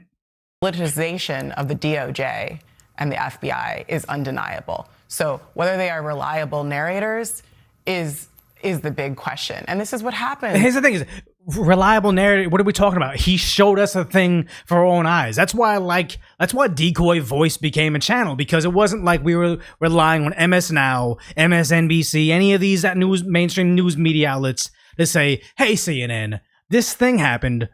Tell me what my programming is and how to think. It was just, hey, look on social media. We have an incident that occurred downtown. Here's 5 different cell phone cameras of it. Here's the full story. Here's a mainstream media outlet. Like you can basically see there's a formula behind most Decoy Voice videos in the beginning. It would be viral video, me talking a little bit, all the news clippings of it saying, hey, this is what they say, and then things that are around it that make that scenario happen. Like, oh, street takeover, me talking about, hey, my experience, hey, the street takeovers are bad, the police do nothing about it. Here's some news articles saying what they think about the street takeover, and then here's a clip of Newsom pulling back law enforcement. Here's a clip of the last time it happened a couple years ago. Here's how it happens in other liberal cities, and here's how Florida does mass impounds of street takeovers. Like, that's the way I present something. Regardless if you think that I was a reliable narrator or not, doesn't take away from the fact that you, the viewer, can see the footage for yourself and see, hey, this is what happened at this daycare center. This is this healthcare center. Here's all these people of this very, very specific ethnicity attached to these fraud networks. We don't need Nick Shirley could have muted every single portion of his video, and you still would have taken away the same thing. There is no kids in these childcare facilities. These doors are locked. The windows are tinted. There's nobody there. There's people working in and out, but yet this place that says they have $90 million, no, not $90 billion, $10 million of federal funds, 90 kids enrolled. You sat there and watched it. Nobody was there. This doesn't rely on narration. It's just evidence. When you weaponize and politicize federal agencies that are not meant to be politicized. And I think the American people are right to ask the question, well, can we trust you? And that's a sad thing to say as an American. Let's recall, too. We don't trust MSNBC. Like, what was her title? Like, NYT, New York Times contributor. Like, we don't trust anybody sitting in this room with your suit and your fancy earpiece and the green screen and all these credentials you have. It's almost like being on MSNBC makes the American people trust you less, because how you guys platformed all those people during COVID and saying if you get the vaccine, you won't spread it. If you don't get it, the president says you'll have a winter of severe illness and death. Since you guys went on a tirade for that long saying all these things, we don't trust you. I'm almost more willing to trust a crackhead on the street saying there's nobody inside that daycare center than some person in a suit saying there are people in that daycare center. There's also other scandals in other states. For example, the Mississippi welfare scandal. And this is not unique to politics. Americans know that. But of course, the other factor here is that because it looks like the Somali population in Minnesota, the Somali immigrant population. Well, here's the thing: is if Minnesota, what did they become the capital for Somalians in the country? I forgot it was maybe it was in Maine. Possibly in Minnesota, but these places, if they're like 40% Somalian and there's any type of crime, there's going to be a lot of Somalians that get arrested. That's just, even if they want the primary driver of it, it's just like the more of a population they have, the more likelihood it's going to be them. So you can't play both sides. It's great we have lots of diversity, but why are there more people committing crimes that are of that diversity group? Like, it's nuts. They're doing everything they can to dance around the idea that people commit crimes of all ethnicities. Us catching a lot of people from one specific ethnicity doesn't make it racist. It makes it justice. May have been involved in some way. Those people are being scapegoated, and that community is being scapegoated. Again, find me a YouTuber that's finding Somalians minding their business, working at an accounting firm, working at a hospital, like actual hospital, not like one of those healthcare facilities that can't give you any rates. But like, find me an example of a YouTuber hounding down a Somalian person saying, I'm angry at you because your ethnicity or your nationality, so you're a bad person. No, they're only finding cases of fraud and blasting them for that. If that's the case, it's because you can't see the difference between law-abiding Somalian that wants to acclimate to or to assimilate to American society, and fraudsters that only want to enrich their people back home. If you're putting all the Somalian people under the same umbrella as the fraudsters, that says more about your racism than anybody else's lack of racism. In a way that certainly serves the far right. Oh, the far right. The far right is coming against these. The far right finding fraud is worse than the fraud occurring, is what I'm getting from MSNBC right now. And the insane part right here is Somalia TV Minnesota says, just to be clear, fraud does happen in every system. And when it does, it should be absolutely investigated and addressed. Full stop. Boom. Done. If you're a Somalian and you're trying to be a law-abiding citizen and you're trying to be someone that wants to contribute to society and you just want to become an American, you're grateful for the melting pot, you're grateful for our immigration system, you are here to contribute. You should that's it. That's the end of the story. You want the fraudsters to be gone, because whenever a fraudster is allowed to be here, given a pass because it would be racist to arrest them, you're making it harder for the law-abiding citizens to be seen without assumptions. What they say, but YouTube door knocking is not how that happens. It's exactly how it happens, because without it, nobody would know about it. Walking up to a childcare program, a fraud program, and asking where are the kids isn't journalism, oversight, or accountability. It's performative nonsense designed for clicks. No. It's the only way. It got over 100 million views in 2 days.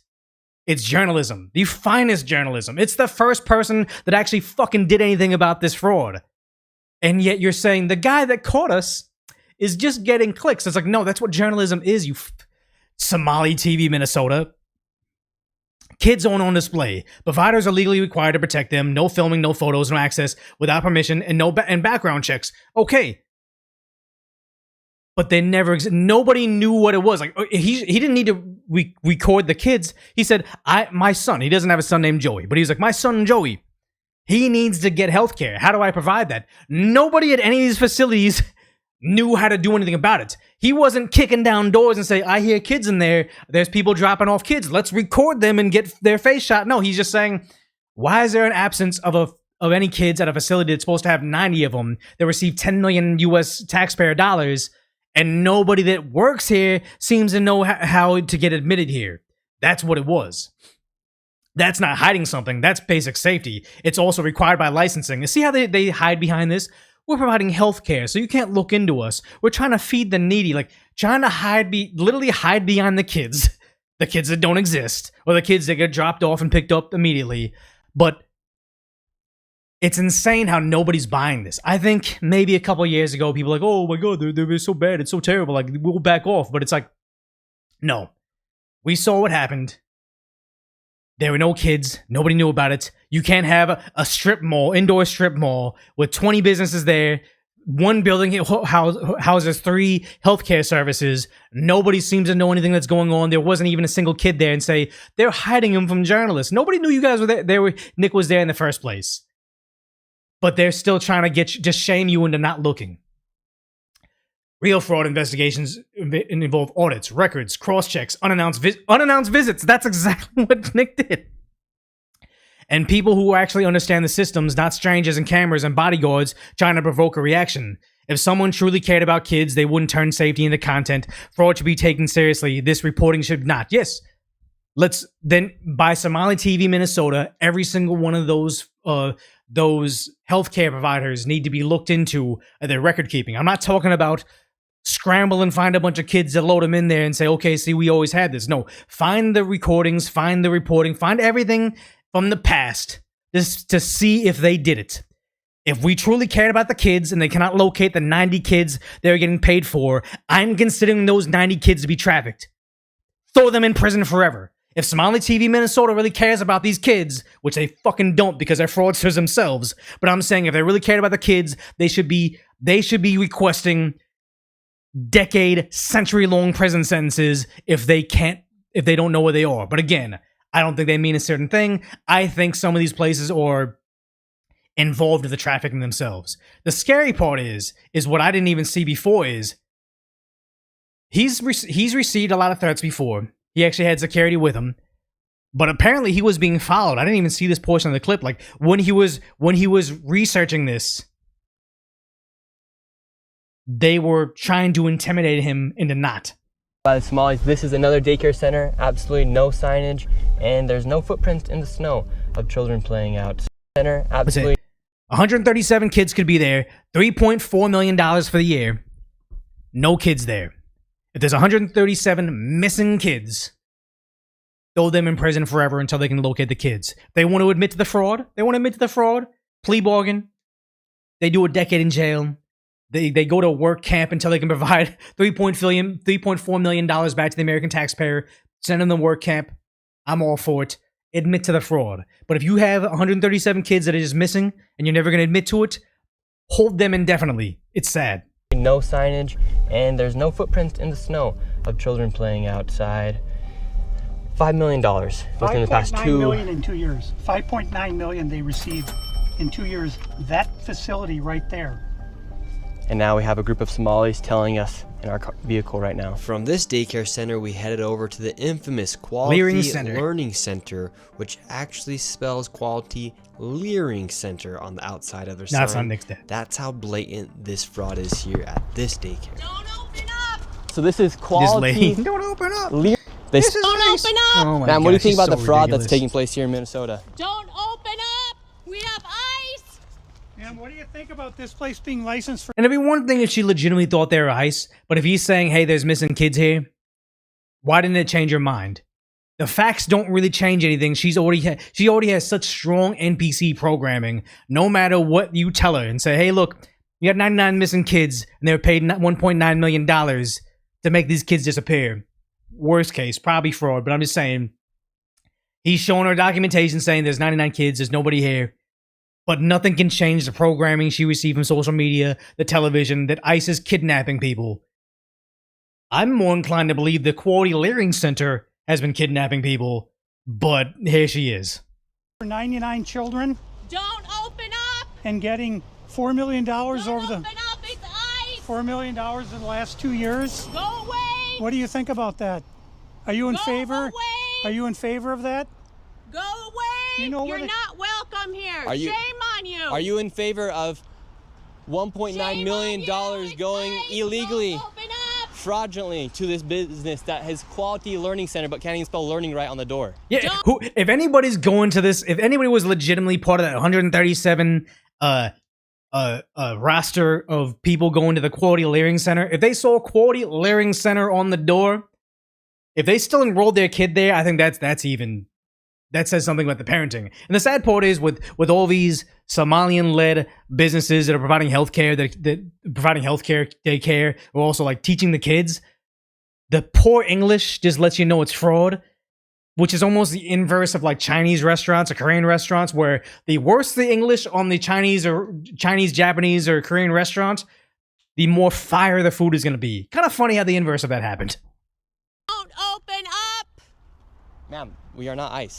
He's like, man, we're not ICE. Who you are, you don't belong here. I don't care who you are, you don't belong here. It's almost like she's onto something. Onto something. If he's not here to patronize or to contribute to the Quality Learning Center, if he's not here providing any services, you don't belong here. It's almost like when those people protesting ICE say, get out of our community, you don't belong here. And it's like, yeah, you're shouting that to ICE, but coincidentally...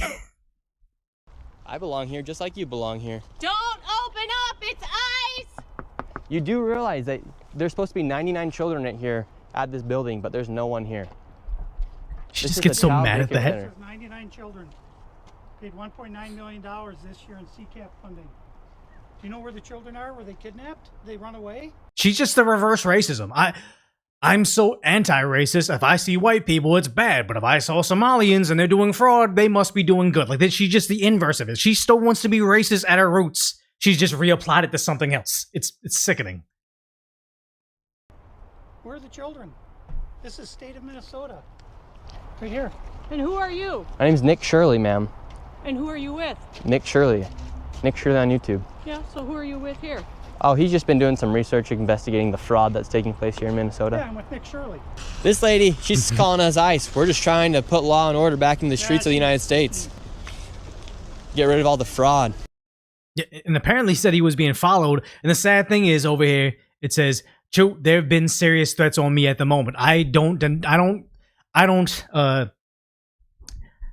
doubt that for a second. Because honestly, even when I cover the ICE riots, like, I'm not out there with a camera documenting the ICE riots. I'm just aggregating content, adding commentary, trying to put it in a very digestible way, and also like redirect people where like, hey, Nick Shirley, Savannah Hernandez, Brandy Cruz, Brendan Gudenschwager, BG on the scene. I know I'm forgetting some people like Jonathan Cho, but like Nick Sorter. Like, when I see these people out there, I'm like, hey, here's their information. If you want to watch the full video, here they are. Just bring more attention on it. I'm just doing commentary and just trying to introduce it to somebody that doesn't sit down watching live streams all day.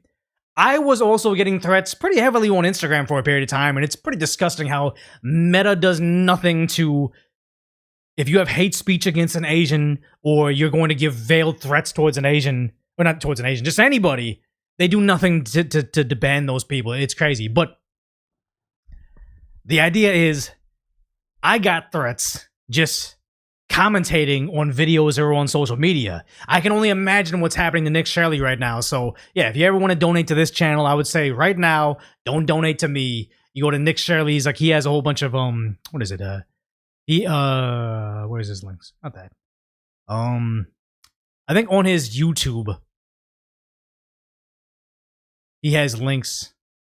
Actually, I don't know. Probably on his Instagram. I'm not going to keep on digging, but yeah, go find Nick Shirley's information. He has a lot of different donation links because he's spending it all on security right now. Yeah, you donate, but all your money went to Somali childcare. If you've been paying taxes, all your money went to fraud, whether you knew it or not. But yes, here we have. Nick Shirley finally getting the shine that he deserves. He was actually on Fox News talking about it, and it's actually pretty cool that somebody like him, a young guy, he just started off doing like, I crashed Jake Paul's house or birthday party, or he was just a regular like YouTuber trying to make content, not really figuring out his way, and suddenly he found his path. So good for him. He's actually getting mainstream media attention. This is like Fox News, and he was over there. Our next guest joining us now is independent journalist Nick Shirley, whose video documenting those suspicious activities at child care centers in the state has gone massively viral. All right, Nick, we've had you on this show before. You know, I'm a longtime follower of yours. You've done incredible work. I know you're an incredible investigative journalist on the ground. But I guess my question is this. How much investigating did you actually have to do to find these centers, some of them that have... I think a lot of it was the guy that he was walking around with found all the information. Nick Shirley gave him a platform, which just kind of echoed it out there. So congratulations to both of them for doing amazing work. Misspelled signs. Did you just find him easily, or how did you go about this? Because it's amazing to me that nobody else besides you saw a problem here when they can't... The sad thing is all the like local news outlets saw it, let the authorities know, and nothing happened for it. It was just because of Twitter let them put the full video, 44 minutes on there, and it got reposted by the right people. Elon Musk, Donald Trump Jr., all the major like MAGA accounts really echoed it out there, so it made waves. So now the mainstream media can't ignore it, and neither can the feds. Even spell on the side of a learning center, Nick? Learning center, yeah. Yeah, it's a great question, and I have to give props to the man by the name of David who helped me in this investigation. He's been doing research for years trying to expose this fraud, and nobody has given him the time of day to even talk about this. So with his help and my own investigation, I've known about the fraud taking place for a long time. Minnesotans have been telling me for a long time about the Somali fraud that is taking place. And with his help, we were able to crack over $110 million in fraud in one day. And that's just the tip. When people say it's the tip of the iceberg, it really is, because this is just him doing a spot check of places in one day. It's got to be in the billions. It's got to be in the billions in Minneapolis alone, tens of billions across the country. Billions of fraud inside the state of Minnesota right now. Nick, kind of on that topic, you said that, I believe you just said his name was David, has been researching this for years. In your experience, or in your opinion, just spending the day you spent out there tracking this down, is there any way that this hasn't reached the governor of Minnesota, Tim Walz? I mean, he knows. He has to know about it. Ongoing litigation or what have you, but is there any way that he could claim ignorance on this, just in your experience over... Either way, he's got to resign. Whether he was enabling it and getting paid on the back end, he knows he needs to go to prison. But if he was just so inept at his job, he couldn't notice his taxpayers being took for billions of dollars, he still needs to resign. Like, nothing about this, whatever ends up happening in the end, he can't be in office anymore. This investigation. Oh, it's so obvious. If you're living in Minnesota, you have to raise your eyebrows and think, what's going on? Literally, if you drive around Minnesota, around Minneapolis, you'll see daycare centers, autism centers.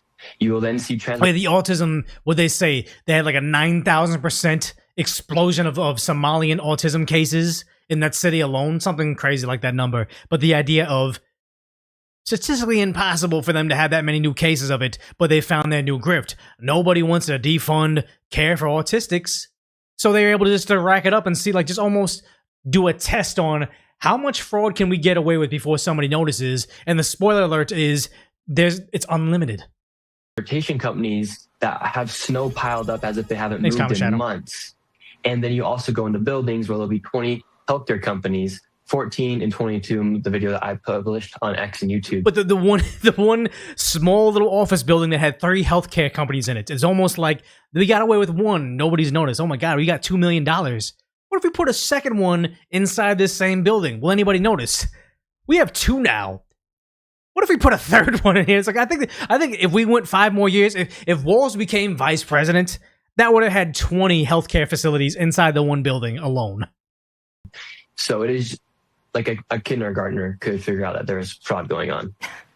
Nick, one of the most shocking things to me in the video that you posted was the reaction of some of the Somalis that you... Okay, that was it. But Good thing he's actually on television. But the crazy part is, he's been getting threats, but he's been on the mainstream media, so hopefully he can kind of get some stain with this. But also, I'm not saying they're gonna shut Nick Shirley down. He's gonna get more security. He's gonna be more cautious. Good for him.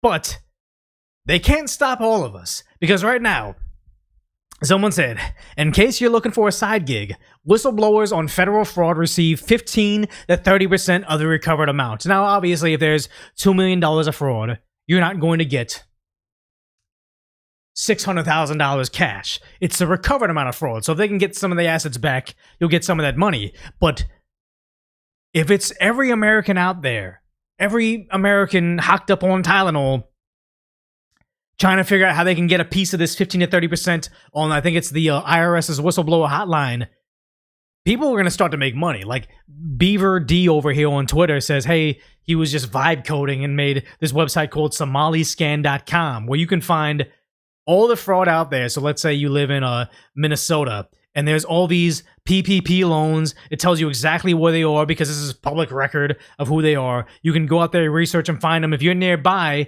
research it. If you find that it's fraud, then you can try to collect on that money. But also, he's adding PPP loans, childcare, nursing homes. I think he's adding more.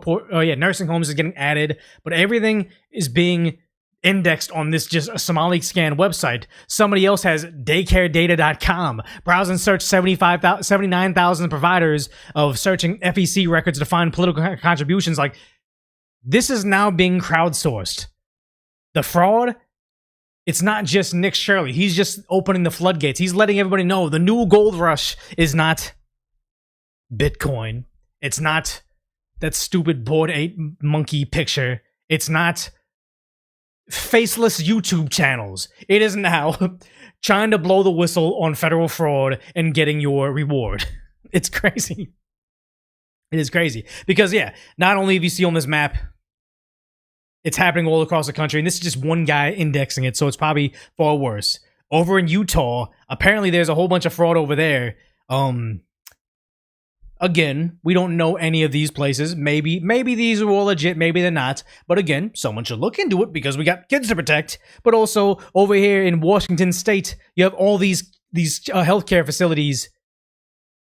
They don't know. They don't know if they're actually providing stuff. People should be looking into it. But it's sad you have this over here. Ohio taxpayers. This is how people are committing fraud over there. Like, this has been a known secret, and I kind of feel like it's the R. Kelly situation. Everybody knew about the atrocities he was allegedly committing. Everybody knew about, comedians were joking about how bad R. Kelly was. It took, I think it was a Netflix documentary, to get the authorities interested in him again to finally prosecute him. It's crazy how this is probably going to be a thing for over a year, over a decade. They've been knowing about fraud in Minneapolis, but Nick Shirley goes viral like a Netflix documentary on R. Kelly about Somalian fraudsters, and finally something's going to be done about it. Came to me to say that we're watching providers rubber stamp paperwork for home health. So in Ohio, and there's many states like this, Pennsylvania and other states too, where you can go in and you can say my aging parent needs a home health care and I want to provide it. So the state will, as long as a doctor has approved it, continue to pay you. It could be for 10 hours, 12 hours, up to 24 when it's critical care. So you could... And the thing is protect the kids and all that stuff. It's like that disabled guy lost his life because the government was... The guy discovered he could bill the government for all the care and didn't have to provide it and still got paid. And now that poor guy lost his life because they promised him, he can have autonomy. Yes, he has all these mental health issues, but we'll give him his own apartment. He may eventually lose his life, but you know what? They got paid still. Scary stuff. Sit at home without caring for an elderly parent who really doesn't need it, make about $75,000 to $90,000 a year. Now you add two parents, that's $180,000. Now you add your in-laws, $250,000. And now they add the entire community and have 3 different facilities in one building, in one room. Well, thanks, Mr. Biscuits, for the bits. In one room, and suddenly this gets up to the billions of dollars. Like, it starts small. Nobody starts with an entire strip mall of childcare facilities that have no kids in them. It starts small, but since Governor Tim Walz is so inept or possibly complicit, now we're in the billions.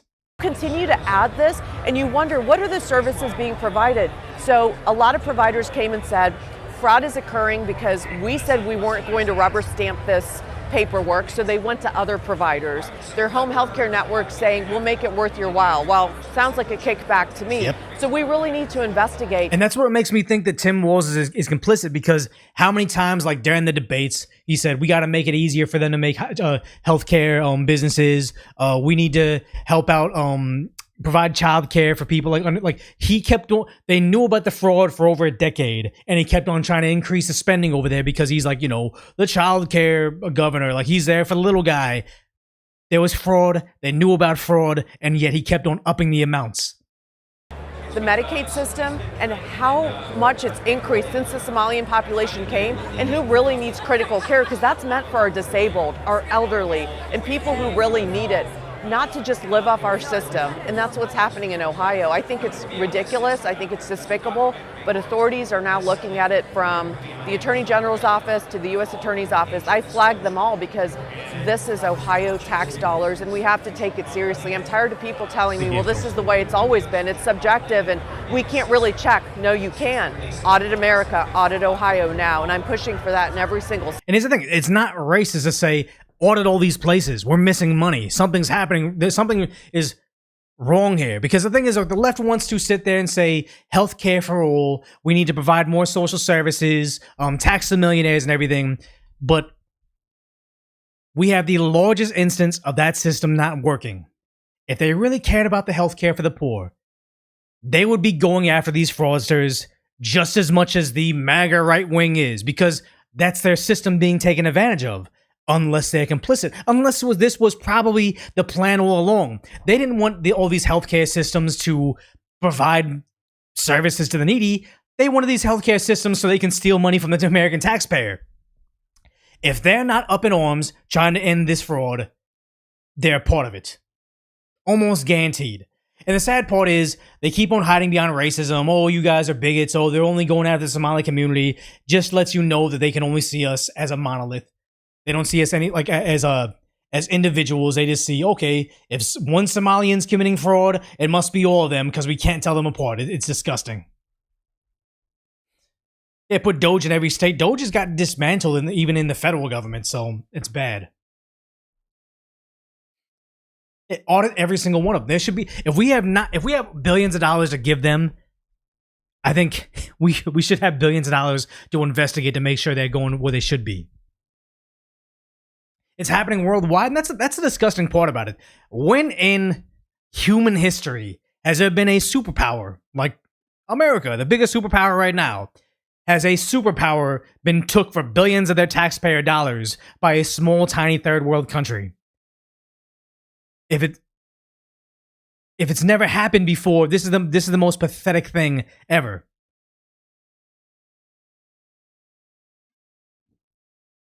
Rome. I've seen a lot of parallels between the Roman Empire and the American Empire and how it fell. How the Roman Empire fell eventually, and it's like we're kind of going on that path. Yeah, it's a safety net for our people. Honestly, they keep on saying like, "Oh, we're not going against all Somalians," and you'll see somebody on Twitter post, I think in Somalian households, like over 40% or 60% of them, I forget which number it is, they're on some sort of welfare, meaning they're immigrants, they're not citizens, they're here legally or illegally, but they're receiving some sort of welfare benefits. And I'm like, sad to say, that's for Americans. That's my belief. Don't get rid of all of them. There's plenty of Somalian doctors or engineers. Like, that's not just the meme of like somebody committing a crime. It's like, oh, these are doctors and engineers. Like, no, there are positively contributing immigrants. I am one of them. You're not getting rid of all of them, but if there's 40% of them on social services for like 5+ years, they haven't got it together, send them back. Like, I'm not saying the fraudsters throw them in prison for decades. I don't care.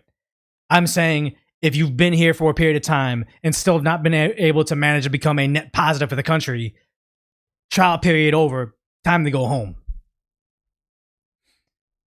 It's 87% of Somalian families are on government assistance? There it is then. Yep.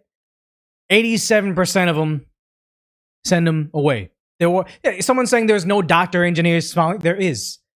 There's a reason that like there's a stereotype of Nigerian surgeons.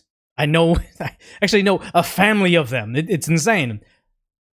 There are instances of them positively contributing, but you're never going to get a news story. There's never going to be a viral video of the guy coming over from India, working really hard and becoming a doctor. There's going to be the viral video of the girl visiting an area in Canada that is 99% of their people, and she's like, oh my God, I can't wear this bikini. I'm being stalked by these men, and I'm being attacked. That goes viral, not the guy quietly paying his taxes and doing what he should be doing. Yeah, higher layering is indeed.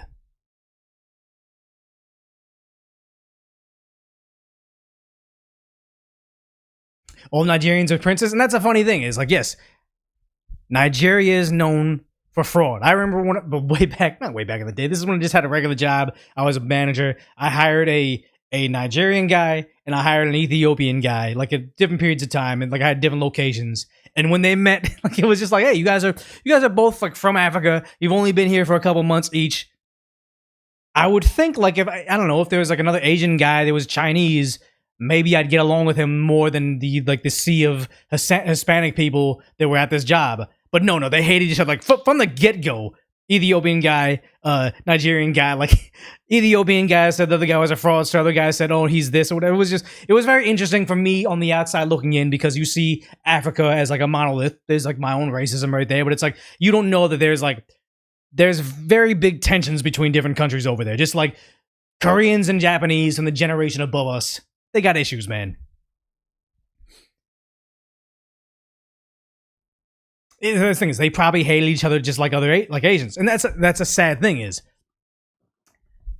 fancy Asians, jungle Asians, they'll have issues with each other. But then now you're seeing Japanese and Koreans don't like Chinese tourists, and if you're in South Korea, you'll have I forget what it's called. It's like you have Koreans, and then you have Korean Americans. Korean like people from Korea don't like. They got their own xenophobia against Korean Americans. I can be pure-blooded Korean, born there, and they'll still have issues with me. And then you'll even dissect that further. If you have Koreans, keep on zooming in, they will have issues against the dark-skinned Koreans and the light-skinned Koreans. And I'm just saying, like, we're all pretty light-skinned, but you see me, I'm not like the fair-skinned Korean drama, K-pop Korean. They'll still judge me. Like, it is the wildest thing. Again, reality TV isn't real all the time, but if you've ever watched, and I'll admit I'll watch like dating shows. If you watch on Netflix, it's a show called Singles Inferno. Everybody on that show is like 10 out of 10 attractive. They're all like K-drama, K-pop, plastic surgery. They're all model tier attractive. Whenever there is a dark-skinned girl, and I'm talking about like me, like my skin shade. If there's a girl that has my skin shade, zero attention, zero play. All the Koreans on that show want nothing to do with them. They could be sweet, they could have a nice body and a pretty face, but because they have decoy level complexion, Koreans just like, nope. There's so much infighting, so much there's so much judgment between us. Like we're tribal. That's in our DNA. It's not good that we don't like each other, but that's a sad reality. That's the tragic status of today's reality, guys. Wait, what was the chat? Lookism, that's what it is. They got that decoy skin color. Here's the thing is I'm not like I can't even turn I've done this before. Where is it? I can even turn the thing to see, like, okay, see, this is like warm lighting. It's kind of cool. It's got a vibe in here. If I shove the lighting all the way to the lightest, you'll see it briefly. And then I'm just a tan or Asian person. I can't get myself to that color. It's strange. I even have a blue light in the background to kind of get that. Yeah, dark yellow. LOL, what the fuck? Like, you guys don't know. High yellow, extra yellow. Yeah. I'm an American. Exactly. I'm proud of that. Yeah, the entirety of East Asia is like that. We like lighter skin more, and that's the thing is in America, tanning salons everywhere. Everybody wants to have a nice, what is it called, Mediterranean. Like you want to be like Spaniard level tan, but back in Korea, it's like no, you want to have that milky skin color, but also like imperfections. Like you can see, I got moles. I got I got sunspots. So you say it's the voice, decoy. It's the voice. No, I remember Korean girls in high school. They're like, we can tell you're Yopo, whatever. We can tell you're not full Korean because of the way you walk. And I was like, this is the wildest observation. They're like, just look at your mannerisms and the way you walk. And it's like, just Korean people, very different. One of us, yes. Everyone want to be as pale as Tim Pool, exactly. That Tim Pool is the standard for male attractiveness in Korea. I'm telling you that right now. You've been assimilated, yeah. Walking like Snoop Dogg giveaway, yeah, guys, that's me. American, yeah.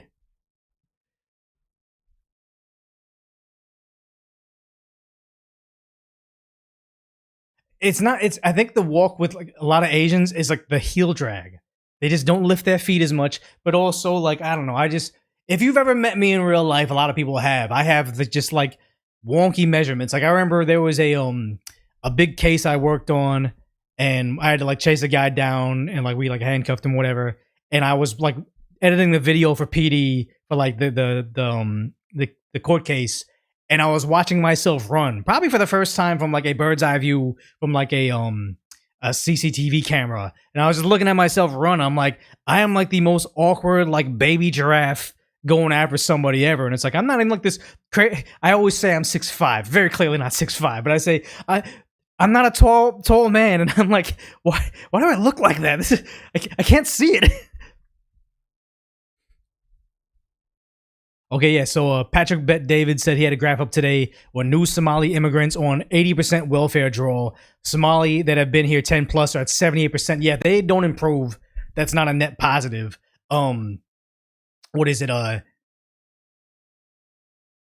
I also on the, like, you know, welfare being for U.S. citizens, but I also think food stamps should be something that you accrue as debt as an American citizen. So if you need to be on food stamps, you're between jobs, you had a baby, whatever it may be, you can get that $100,000 of government support. But once that well runs dry, that well runs dry. And then if you get a job, your pay should be garnished to fill that well in the event that you need it again. Fill that well again, and you can get it later on, but it shouldn't just be this unlimited thing where women don't marry a husband, they marry the nanny state, and daddy government takes care of them for the duration of their life. Like, this is not a system that could work. Yeah, Max says, after 6 months, it should be debt. Honestly, I agree with that. Your idea is probably better than mine. Yeah. You've got some height, you're not Vietnamese. No, I have a strong belief, because I've seen it happen before, that like you have these South Asian countries where like you think about Filipinos, Vietnamese, Thai, they're like really short, but I think that's like malnutrition. Like I've seen it where I knew a girl, she was from Thailand, she gets here, she's like 5 foot, but she has a little sister that spent most of her life in America, so she had American milk, American protein, didn't struggle in abject poverty like her sister did, that was only 5 feet tall. The sister got to be like 5'7", which is a huge difference for all the family of the Thai family being like 5 foot to 5'2", including the males. And all of a sudden she's 5'7". So it's like, yeah, I think it's just nutrition. Like having access to protein, having access to the milk with hormones in it. I just think that stereotypically short places, it's not because they can't. I think it's also a bit of nutrition. Why pay taxes? Because you will be arrested. That's the only reason. Like, I don't pay taxes because I think it's going to better my community. I pay taxes so I don't go to prison. That's it. They need to do a full purge of EBT system. People driving fancy cars, not working, eating whatever they want, but the rest of us grinding our butts off at work. Yeah, I think no. EBT system needs to be SNAP needs to be overhauled. SNAP is Supplemental Nutrition Assistance Program. It's so people don't starve. It's so people get the nutrition they need. Nutriloaf. It's a disgusting little bakery treat you get. SNAP shouldn't even be a card. We should just deliver you Nutriloaf. If you're going on hard times, we don't want you to starve. We want you to be alive. Here's bottled water and Nutriloaf. That's it. And that'll motivate people to become contributors. You see an EBT shopping cart when you're at the store, it's huge. Exactly. It's very sad. Not hardtack and beans. No, Nutriloaf. Nutriloaf. Not toilet water. Give them regular bottled water. Give them the grocery store brand water. Give them healthy things. Make sure they don't starve. Make sure they're not food insecure in America. But none of this, you get an EBT SNAP card that can go for Coca-Cola. Like, this is a treat for myself. You should not be able to, like, when I was in college, I could not afford Mexican Coca-Cola in a glass bottle. I could get the paper cup of soda from the many restaurants I was at. That's it.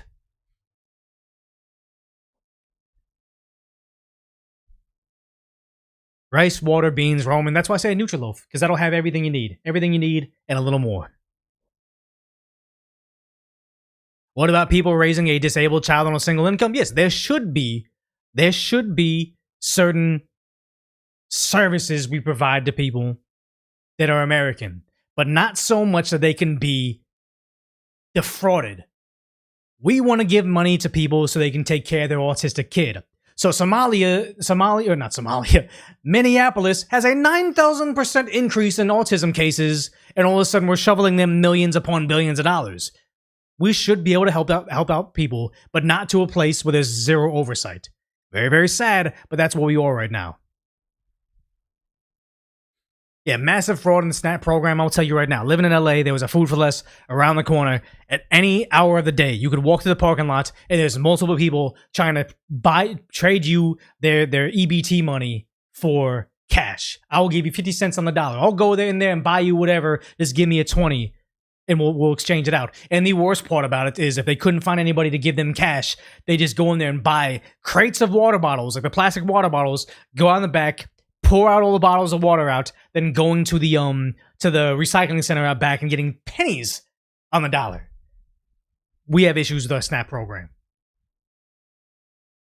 Parking lot tamales, good God. Oh my. When I lived in the hood in LA, it was the most annoying thing. Every single Sunday, you wake up to screaming someone saying tamales. It's a girl yelling tamales, and then it's not piso mojado, that's like wet floor or something, but they say something, it sounds like something like that, but it's just like tamales, da da da da da da, and you just wake up to that every Sunday morning. I worked graveyard shifts, crack of dawn, that wakes you up, and it was super annoying. Yeah, you would love parking lot tamales, but I'm like, why do you have to shout it in the morning? Like, everybody knows you're there. I know that's not it. I know that's not it. I know that's not the word, but it was something. I know somebody just by the cadence of me saying that. Like I told my coworkers, like, oh, they yell tamales, da da da da da, and they told me what the phrase was. They know what it is. I just know piso mojado because of the wet floor signs. That's all I know. Oh, you saw a video of a woman grilling on a shopping cart and selling food the other day? Yeah, in LA. Getting so bad. You think I'm making this up? Steal a shopping cart, tip it over the side, start a fire, and cook up whatever they find. Pigeons, squirrels, whatever. That's how bad it is out there. You lived in Santa Monica, you didn't have that problem? I mean, you live in a good part of Santa Monica, because there's bad parts of Santa Monica. Yeah, street vendors sketchy as heck. Have you seen the videos of people grilling on shopping carts? Street vendor, it's like, they primarily deal in cash only. They're handling your cash. They're cooking your food with zero running water for like 8-hour shifts. It's the most disgusting thing ever. Are you talking about the little arcade? Yeah, it's a little Amazon arcade thing. It's cheap. I play Streets of Rage in the background. I don't recommend it, but if you want it, it's a mini arcade. The buttons are terrible. The music is terrible. But it has some little animation in the background. I'm thinking about getting that Picsou thing to put in the background, but I don't know.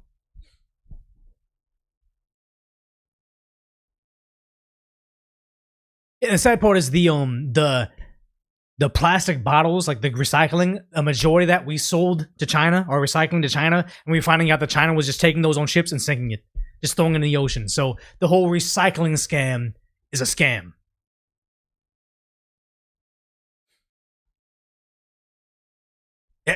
Should I get a neon sign? I should get that Hassan sign in the background with just like me flexing or something like that. Like, that'd be the dumbest thing, but yeah. But Speaking of Hassan isn't a fan of the idea that Nick Shirley went out there and exposed all this fraud, because he rushed to Twitter to say, to 6 million views, saying, I don't know what kind of fraud Somalis are in, what kind of fraud Somalis in day. Wait. Hassan says, I don't know what kind of fraud Somalis in daycares are doing, but I think it's a separate crime to try and storm with a camera into daycare with kids in it.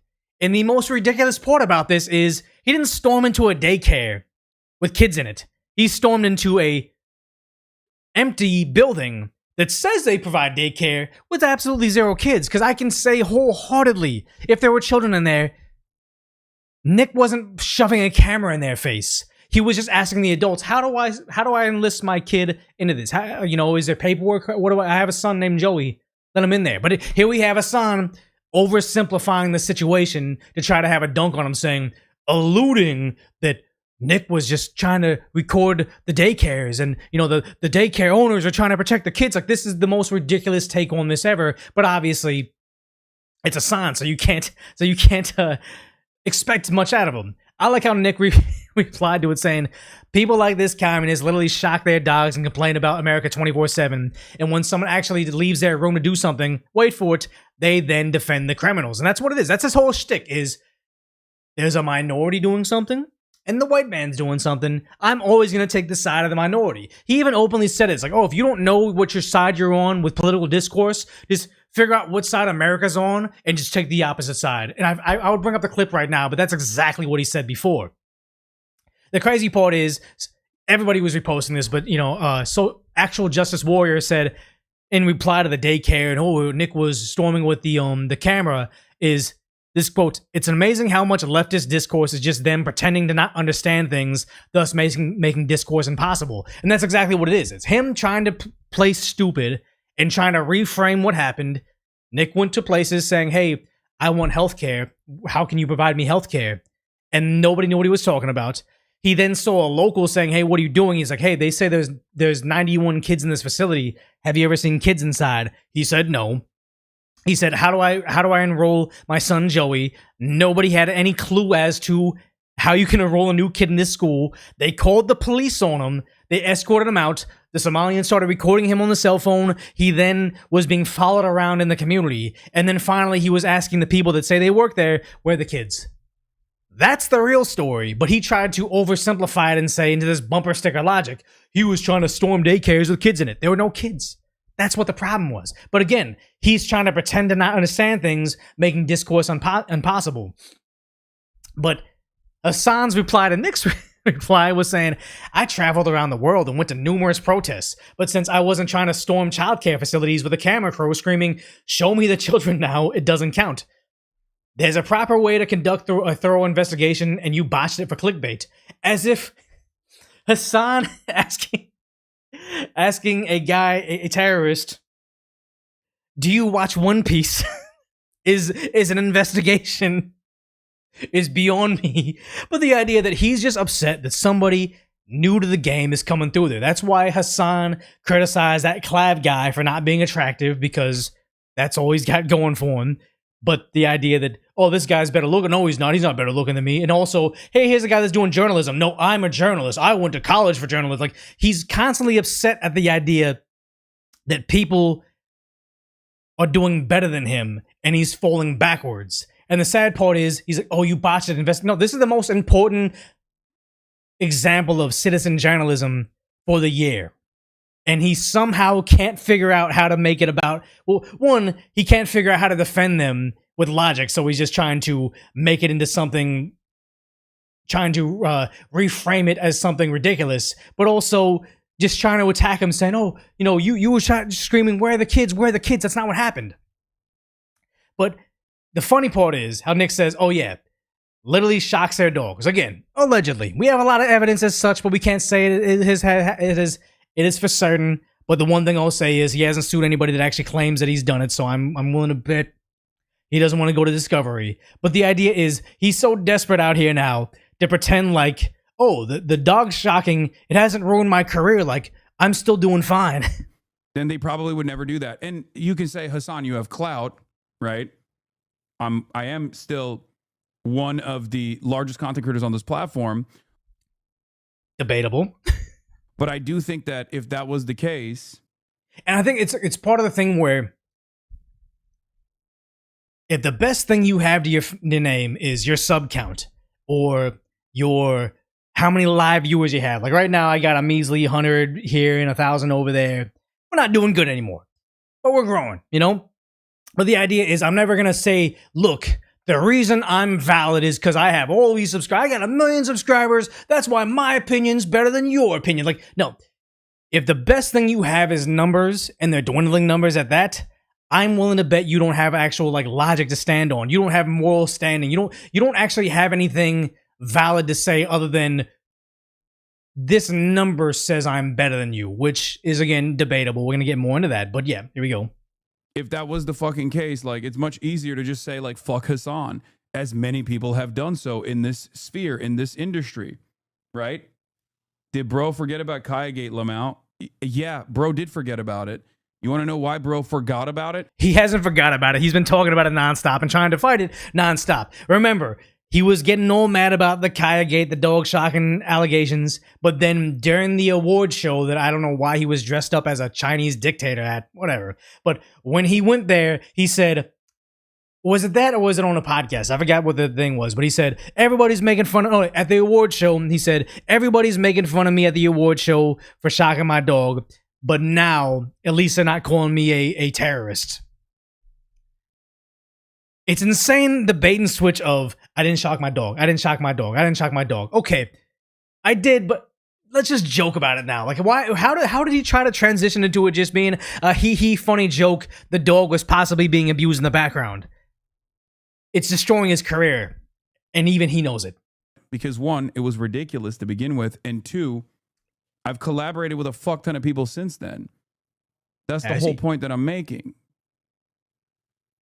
Face fans hates your guts law. I don't think that's even the case. Here's the thing is, collaborations that go, if creators that are larger than you, so probably on that platform, it's going to be Kai, it's going to be Aspen Cold, it's going to be Speed. If people bigger than you are looking down and saying, man, you're such an up-and-comer guy, like, I like your content so much, I want to have you on my channel.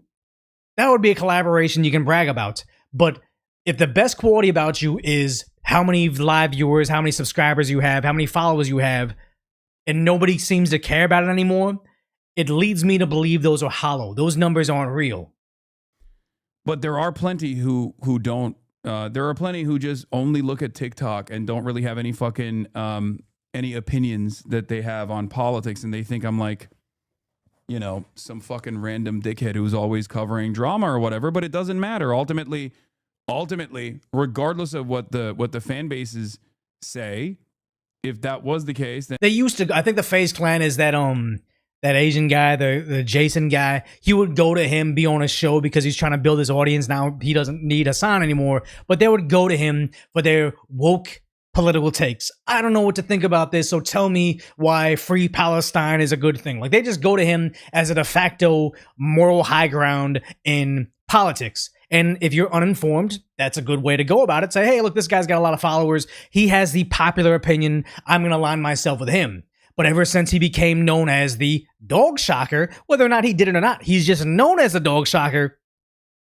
He's forever made people need to distance themselves from him because he can literally cheer one for terror. He can literally cheer one for violent attacks on landlords.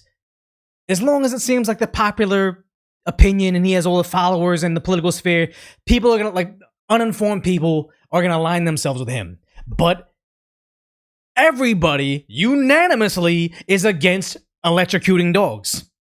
Maybe there's a 5% of population that doesn't like animals, but mainstream people, Kai, Speed, Jason, all the girl streamers, they need to distance themselves from him because he's toxic to their brand. You cannot be selling a Verizon ad, a Best Buy ad, a brand new Warner Brothers movie, a Disney Channel subscription service next to a guy that's best known for shocking his dog. He's trying to downplay Kayagate, but it's impacting his career. And I always say, oh, you know, people use it. It's over. He's done thumbnail meta. I truly believe it's the beginning of the end for him. And Adapt and I would never collab, for example. If that was the case, I wouldn't ever collab with Your Rage. I don't know any of these people. If that was the case, I would never collab with Jason. But that was, I think the Jason thing was before the dog shocking thing. Oh, it's just they're not. I don't think they're that. I don't think that audience captured. Okay, he kind of rambled there, but I do the same thing too. That's fine. But Asmongold is now accusing him of botting because he's been at a historic low in views, and then obviously Asmongold's going to know more about view counts, but apparently, like, nobody's botting themselves to the 145 live viewers I have right now. You guys are all real. Cool. Thanks for watching me over there. But he's saying this is botting. I think I saw somebody else talking about botting where they're like, how do these people log on in the first few seconds of their live stream instantaneously gets to 10K? That proves that they're botting because even Asmongold has to gradually warm up to it. Asmongold is accusing Hassan of botting. Maybe not Hassan himself botting, but somebody buying viewers for him. Okay, so this is the normal graph. These are all the normal graphs here. Okay, all right, and there's one more we can see here. So it's pretty obvious that it's pretty. So he was losing followers every day, and now mysteriously. And here's the thing: is what most people don't understand about content creation is, I'm sure a lot of you guys watched Decoy Voice for a long period of time, probably stopped at some period of time, and came back and watched me again. Or you're a brand new viewer, you'll watch me for a bit, maybe get bored, stop watching it, then the algorithm will like give a video a boost and like, oh, I'll watch Decoy again. Like, as a content creator, no matter how good your content is, you always got to fight the churn rate, meaning no matter what, you're always losing viewers. You can be doing everything right, but people are just going to fall off, get busy in life, move away, get different interests, whatever it is. It's not enough that you need more followers because some people just stop watching you and don't click unsubscribe. It's just how it is. You forget, right? If you are not only not beating your churn rate, but you're also not beating your disaffected fans, like people walking away from you, right? Your career is going to be done. Like, how many people out there know you watch somebody on the internet and they're like 1 million subscribers, 2 million subscribers, and they average like 10K views per video, 100K views per video. Like I always say, when I'm helping coach people on YouTube is, you got to fight your churn rate, and you also have to be beating your subscriber level in terms of views. If you don't have more views than you have subscribers, at least once a month, you're not beating your churn rate, and this is very dangerous waters. Like, you got to be constantly rethinking your content, repivoting your thumbnails, trying to be like, just always working on yourself to get better. People that become complacent and see their viewership go down and don't change anything and blame everything else. Oh, it's the algorithm. Oh, it's detractors. It's slop tubers, whatever it may be. It's like, no, you are not going to survive. You're not going to go from 1 million subscribers to 0. You're not going to go from 40K live viewers to 0 overnight. It's going to be slow. It's going to be gradual. But if you do nothing about that gradual kickoff and not fix your churn, your online career is going to be done. You just don't know it yet. And this is him not fixing it. Somebody may have botted it for him, and he doesn't even know about it, but it definitely looks like what's happening right now. Is that what happened to DSP? I don't really know much about DSP other than like other content creators making stuff on him. I watched, oh crap, Asmongold's in this corner. I'm covering him. Asmongold, I've heard all the people talk about DSP. I had negative views of him, but then I saw DSP on talking to Asmongold for a long period of time, and I was like, okay, maybe he was a little bit misrepresented. Obviously, I don't like the guy because it's like the whole begging for money thing just always puts makes me view these people in a different way. But just the idea of, is that what happened to him? Likely, but I don't know much about him really. I never watched much of him. This is crazy. You're going 4, 10, 8, 7, 5, that's not 4, organic. 13, 31, 3, 9, -2, 9, 3, -1, 4, 900, 1200. Completely inorganic, unless a bigger content creator than him, which would have to be like Kai or Speed or Asmongold, or I don't know, Justin Bieber, who he's streaming, or Jaylen Brown, he's streaming now. Unless it was somebody bigger than you. Like, I could get a 4,000 follower bump if I'm not asking for this, by no means am I asking for this, but like if an Asmongold, a donut operator, a giant content creator was like, oh, everybody go to Decoy, twitch.tv/Decoy and follow him, that would be organic. It would make sense. But when you're at the epitome of left-wing politics, there's really nobody that can give you a shout out that's going to give you an influx of followers at this level. 900, 500, 250, 600. This is 100% botting. Yeah. Sorry. It is. It's botting. Now, it doesn't mean that Hasan did it himself. It doesn't. True. And that's the thing. I like that Asmongold seems pretty fair overall. I think that a big thing that when I meet people in real life, like they'll who was it? It was I was at a certain clothing store and I was in a fitting room, and the fitting room attendant was this like younger girl. She's like, "Oh my god, like, are you Decoy? Cool. Can I take a picture?" And I was like, "Yeah, that's awesome. That's cool. Thanks." And she's like, "Yeah, me and my boyfriend, we watch you all the time, and you really just help us like navigate the world of politics. Like, you're not too harsh on either side. You're just kind of even keeled on things. Like, you tell it how it is." And that's what I appreciate about Asmongold. He covers like internet drama and stuff, but it's like, by all means, if this was the opposite way and Hasan had the opportunity to dunk on Asmongold for botting, which he kind of does, he claims he does it all the time, he would not be giving him grace of saying, Asmongold, maybe he's botting or maybe someone's buying bots for him, because anybody could do it. Like, I don't want anybody to do it because it messes up your back end. Don't ever bot for a creator thinking it's going to help them, because it just messes up their analytics.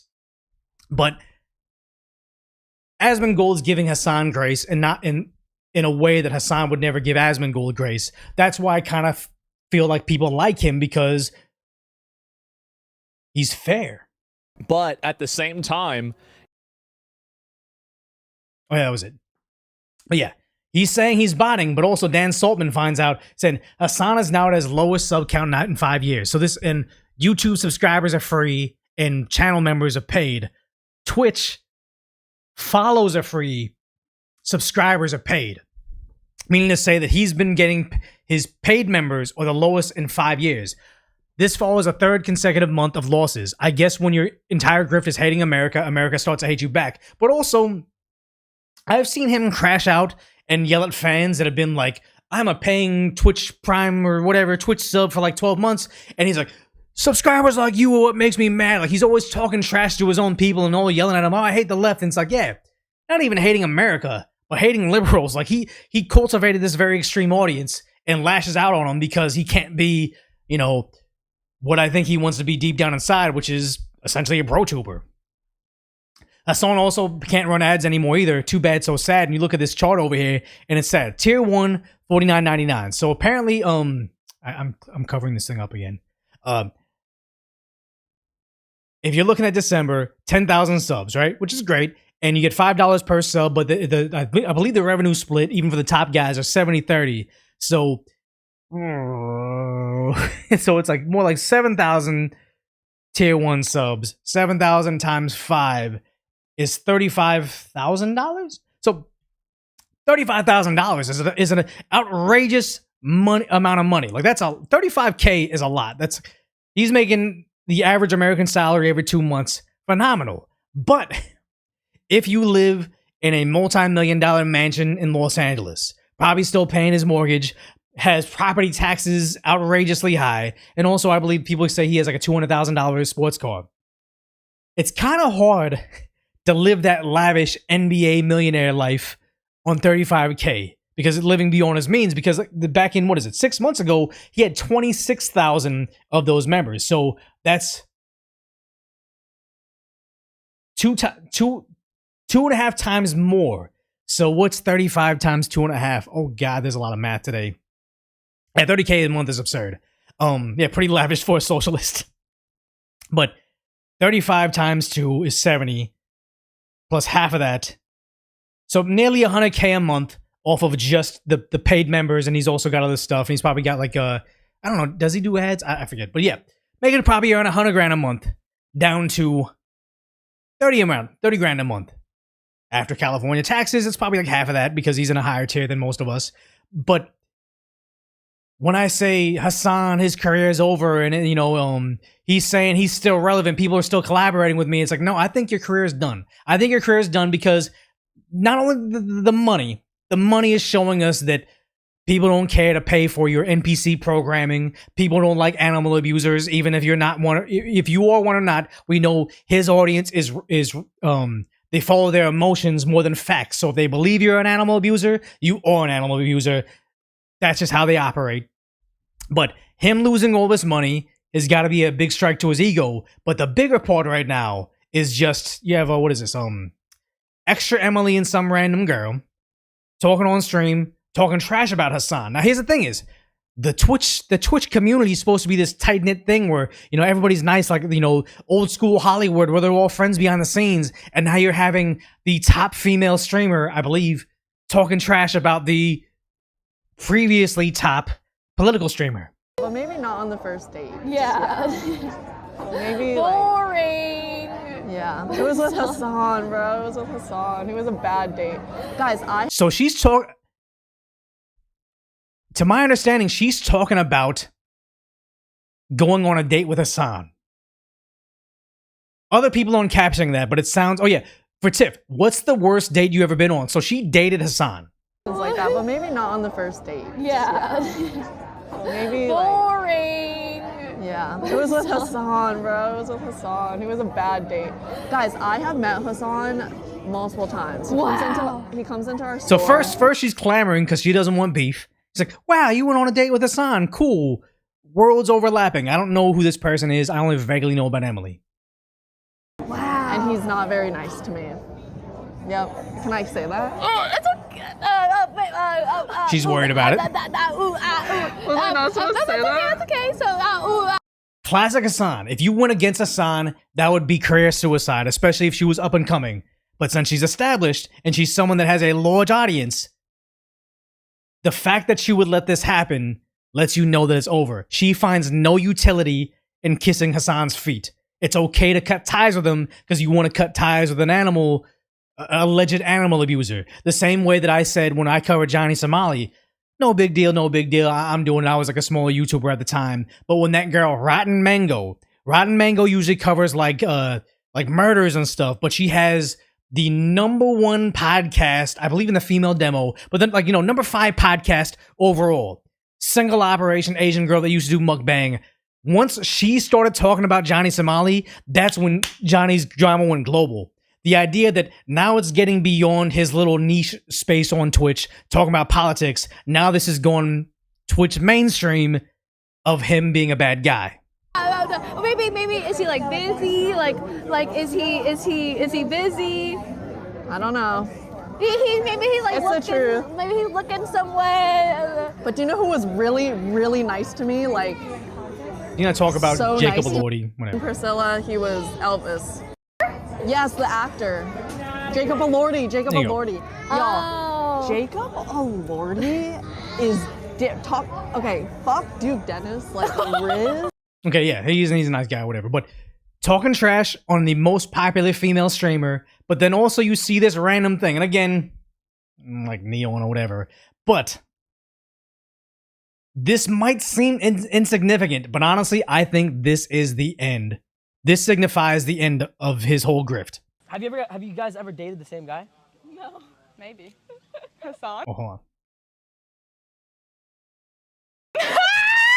Oh my God. He flew us to Europe. We love you, Hasan. Hasan, if you're watching this, we love you so much. Talking about Hasan. Flights to Europe. And that's where we paused the live. Of course, baby girl. We did. Oh wow. We didn't go for comedy. Okay. So y'all get flown out and get fucked. No. Oh, you don't not fuck. fucked. Okay. We're just, we're just blonde. So None we're of that. like, we're going for the vibes. We're Okay. going for the shits and gigs. I feel you. Yeah. So y'all didn't link Hasan when you got there? No.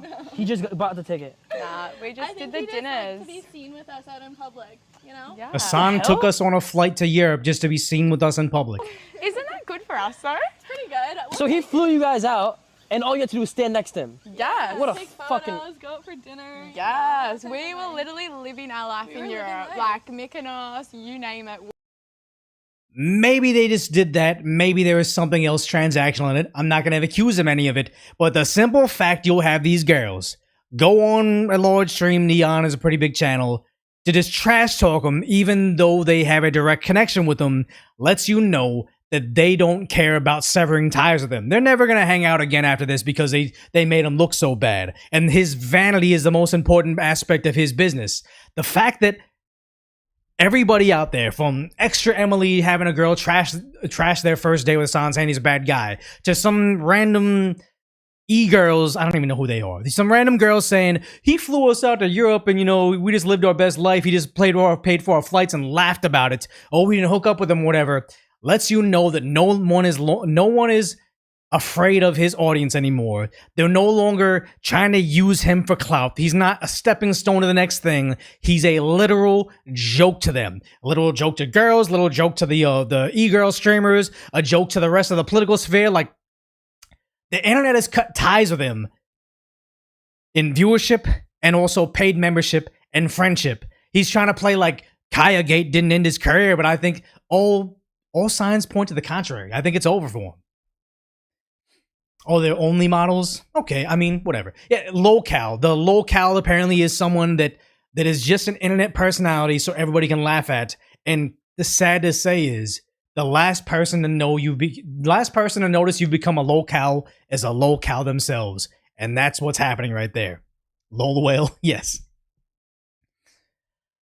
And the sad part is, it's like the dog exposed him. If it wasn't for him not muting the mic when he reached for his zins, apparently nobody would have known about this. But the sad part is, it's like people have seen what happened to those who defended him. The people that said, "Oh, it's not a dog shocking collar. I've seen it." Or it is a dog shocking collar, but he took off the prongs and taped over it. Nobody could keep up with the lies, and everybody's sinking down with the ship with him. So they're all trying to cut ties with him, and it's poetic justice at this point. So imagine being less cool than Neon. And here's the thing: is I don't like the Neon character. I don't like anybody that does that type of stuff, Johnny Somali or Jack or whatever. But from what I've heard behind the scenes is, before they record, Neon will approach everybody saying, "Okay, I'm going to do this thing." He's kind of this weird, like, kind of gangly, skinny dude, but he approaches everybody and says, "Hey, I'm making content. If you're not okay with this wacky type of, like, viral click stuff, I'll leave you alone. Are you okay with it?" And you know what? I almost respect it. It's kind of like the I Show Speed character, where he's wild and wacky and in your face or whatever, but I'm like, but he's playing a role. He's playing basically Kel Mitchell from Kenan and Kel back when I was a kid. It's just the new generation of it. Yeah, reality isn't real. Reality TV isn't real. Like, it's not. Like, it's just a show, you know?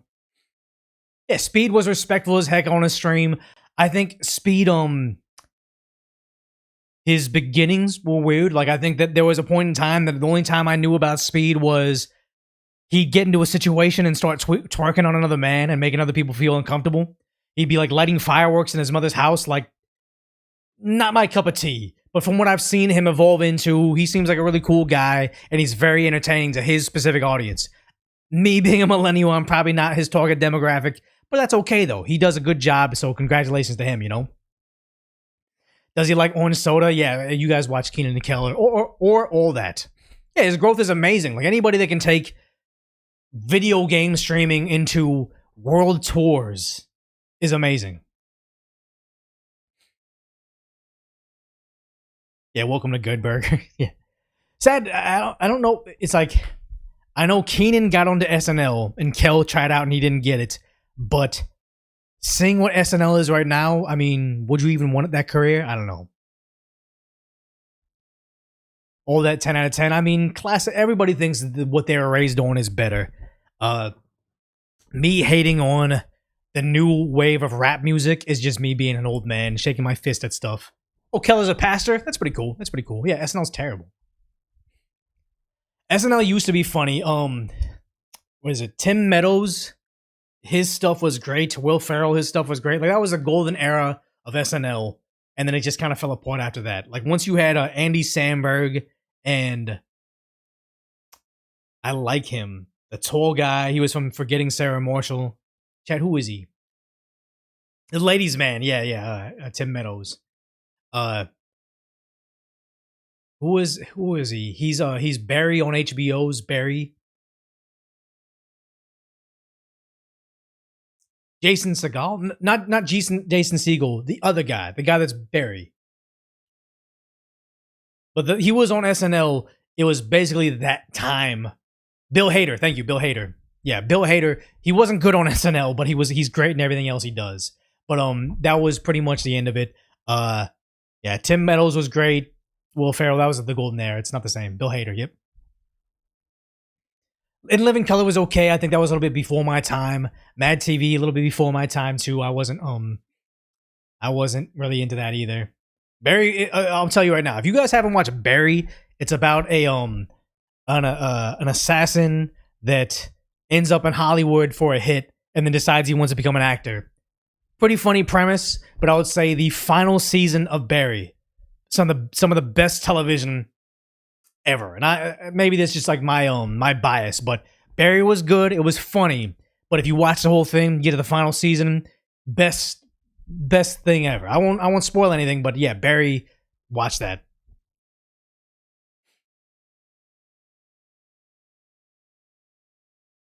Yeah, a lot of people like Mad TV more than SNL, but honestly, I couldn't get into it. Like Miss Swan or what else was on there? There's just a lot of bits that they kept on doing. I'm like, this isn't funny to me, but maybe I'm just not yeah, I'm not hip.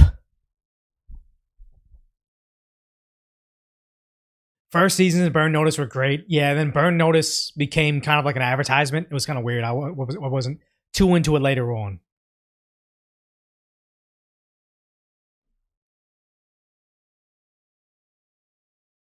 Yeah, Bobby Lee. I'm not a big fan of Bobby Lee. I'm sure he's an all right dude, but I think people are trying to get me to go on. What's the podcast he has? They're trying to get me to go on that, and I'm like, one, I don't like to go on podcasts that much. Like there's a very select few shows that I'd be willing to do now, but didn't seem like something that I wanted to be on. You know. It wasn't. It's not Bad Friends with that red-haired guy. It was the other one. The other one he had before that. There's another one. Didn't he have another podcast before that? There you go, Tiger Belly. Yeah, that was the one. Yeah, yeah. I don't know. But in other news, because we gotta cover this topic, they genuinely think, for whatever reason, they genuinely think that California Governor Gavin Newsom has an opportunity to become president. It's sheer delirium. There's a new op-ed where by a writer that I'm not familiar with, but he believes that actually Gavin Newsom is the future because of his Hollywood grade instincts. And Hollywood grade Hollywood grade. He writes sassy tweets because he has weird Gen Z social media managers. But everything he does is super awkward. He's literally gonna be another version of Tim Walz trying to like cosplay as an American person, a regular American, even though he grew up ultra rich and also has spent all his time destroying California. They think that he would crush J.D. Vance in 2028, saying Gavin Newsom has Hollywood-grade instincts. He was made to perform, and in modern presidential politics, performance beats conviction 9 times out of 10. Newsom looks presidential again with the optics. He doesn't even look presidential. He looks psychopathic. In the way actors look heroic before they've done anything. He doesn't look heroic. He let the state burn down and become a zombie apocalypse. How does that tell you heroism at all? At all. He understands the camera. He understands posture, pacing, pause. What was that podcast on his podcast that he had Charlie Kirk on, where he was like sweating through his shirt and his pits? I was like, how is that heroic posture, pacing, and pause? Like he constantly crosses his legs in a way that no actual male can do. Like there's absurdity. Whatever opinion editorial article this is from Saturday or whatever needs to be immediately not canceled, immediately defunded. Pause. He knows when to feign outrage, when to smirk, when to smirk. I don't think he has any control over his face. He doesn't have control over his hands. He's constantly wiggling around. Like, if he actually had Hollywood level poise, when he was talking about land grabs, because you remember he was talking about how Hawaii had the big fire in Lahaina, and there was giant land grabs, and there were people trying to purchase the rubble that they wouldn't let them build over. Newsom said, I reached out to that governor. I forgot what the Hawaiian governor is. But when I reached out to that governor, we talked about land grabs, and he couldn't help but dance. He was like, wait, we're talking about land grabs? And it's like, he literally could not contain his enthusiasm for the idea that they're going to be able to buy that top-tier beachfront property for pennies on the dollar. He hasn't, no. Lean forward, when to lower his voice. He takes up space effortlessly. Oh my gosh. Voters register this long before they process. This doesn't look like an article from like a legitimate journalist. This looks like an article about One Direction written by a teenage girl. Policy. I think this guy may be an idiot because yes. All of that may be true to you. But again, people look at him and see BS. Yes. And it's not going to work out. Well, see, the writer is correct when he says acting. Yeah, and when he says, instead of Hollywood grade, it's Hollywood made. And to Greg's point, that is the exact problem with Gavin Newsom, because it is an act, right? This is a guy who speaks from all outs. You know. Because they want a guy like J.D. Vance. A guy like J.D. Vance that can get a meme written about him where he's like fat with weird, like permed out hair and a mullet, and he can dress up as like Halloween. He's kind of like every American. Like, he grew up with a, sad to say, I think it was his grandmother or mother, drug addicted parent, in abject poverty.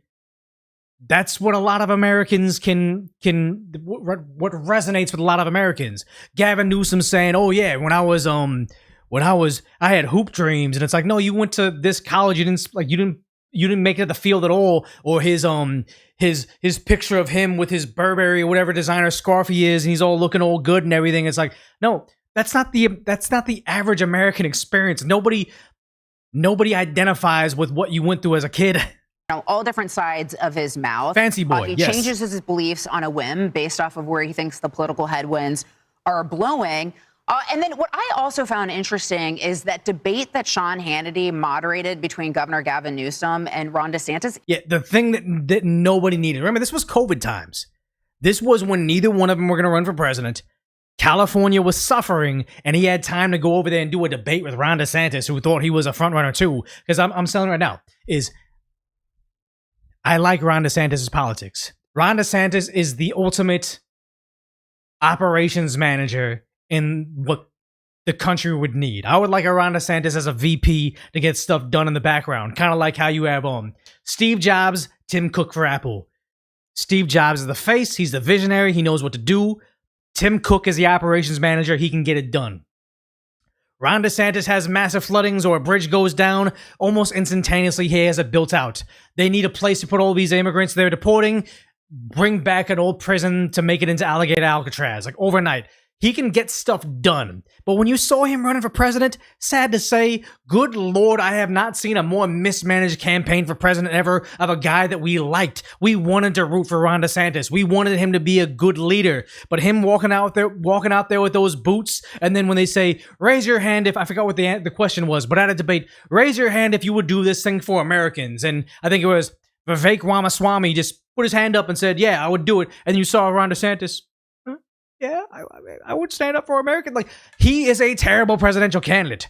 It's a certain quality that Donald Trump definitely has. J.D. Vance is starting to catch on to it. Like, he hasn't been the greatest face of a movement, getting people excited. Like, what is it? I think his politics will be destructive to New York City, but Zohran Mamdani can get people excited about politics, get people motivated to get in the boots. Ron DeSantis doesn't do it.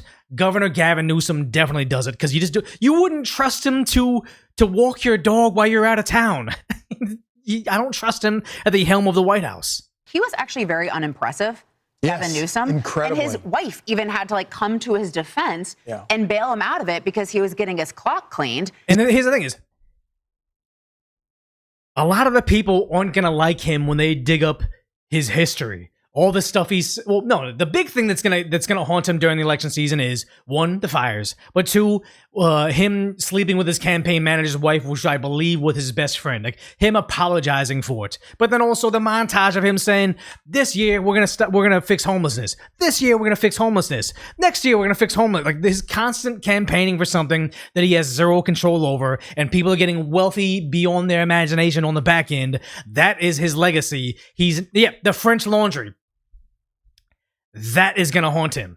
Him going to his fancy restaurant for himself while everybody else was locked down. Him letting his kids go to private in-person learning while all the peasant class couldn't go back to school anymore. Constant double standards for the wealthy elites and you is going to haunt him. He's a lightweight. And Griff, there's clearly a very strong case to prosecute against him when you look at soaring housing costs, homelessness, massive taxes. People. What is it? 35,000 increase in homelessness, even with 24 billion spent. And the crazy part is the 35,000 homelessness increase is not counting for the 2 deaths a day in California, or is that just in Los Angeles? Just like I said, the churn rate. This is atrocious. I'm even making this analogy, but the churn rate with viewership on YouTube. Well, you always need to be getting 10 more subscribers a day or 10 more viewers a day because you're going to be losing 5 a day at the same time. They have a churn rate of homelessness in Los Angeles where people are dying every single day. And the idea that homelessness has only gotten worse with the constant death occurring over there is just a testament to how badly you can run a state. We're not giving him the helm of the country.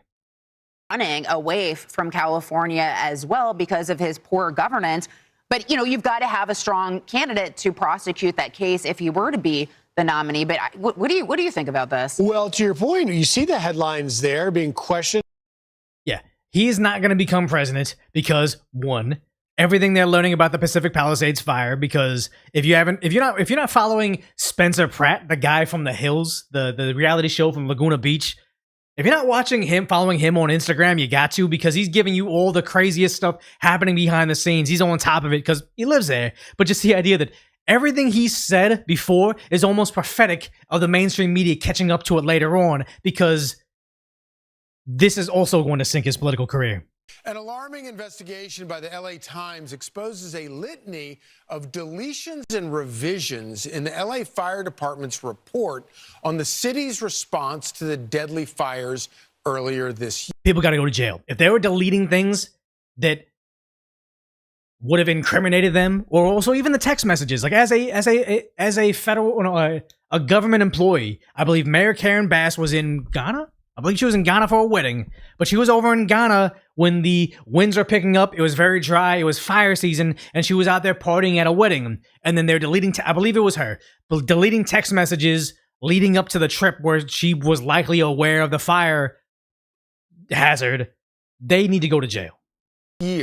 The blaze, of course, wiped out nearly all of LA's most desirable real estate, and Palisades residents are still waiting to learn how and why this fire grew out of. Well, the more alarming part about it is when Trump was there, we was visiting and dangling federal funds in front of them. Mayor Karen Bass was like, "We're gonna cut all the red tape," and Trump was like, "No, not fast enough. You do it in 48 hours. You let these people build. You let them clean up their rubble, or else you don't get the money." And Karen Bass was like, "Oh, come check with me in a couple days. We're going to cut all the red tape." We're 1 year away now, almost one entire year away, and they still have not rebuilt that area.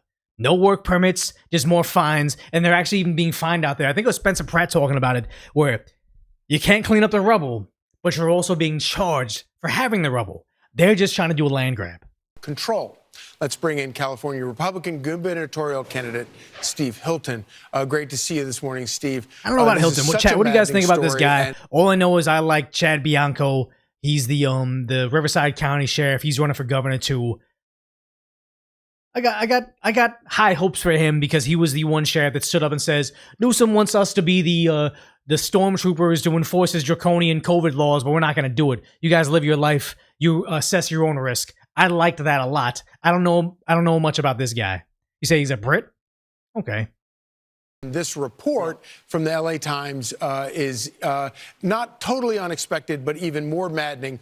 you have a situation where you clearly had not only the massive failures by the city government, but now you have this effort within the city government to cover up the mistakes that they made, among those including efforts to whitewash the fact that the city failed to pre-deploy firefighters to the worst part about the failed to pre-deploy the firefighters, because it's like, yeah, you got fire hazard. California's under fire hazard most of the summer. High winds, especially in the Santa Ana area, it's bad. But the thing that they always try to overlook it is Newsom kept on saying, we give all the money for the fire department, but he just fired all those civilian employees of the fire department. The civilian employees aren't firefighters. They're guys like engineers that work on the fire trucks. So they had something like, I'm just making up a number now, like something like 20 fire trucks that were inoperational because they don't have the civilian employees to maintain them. So you have all these fire trucks that could be out there fighting fires,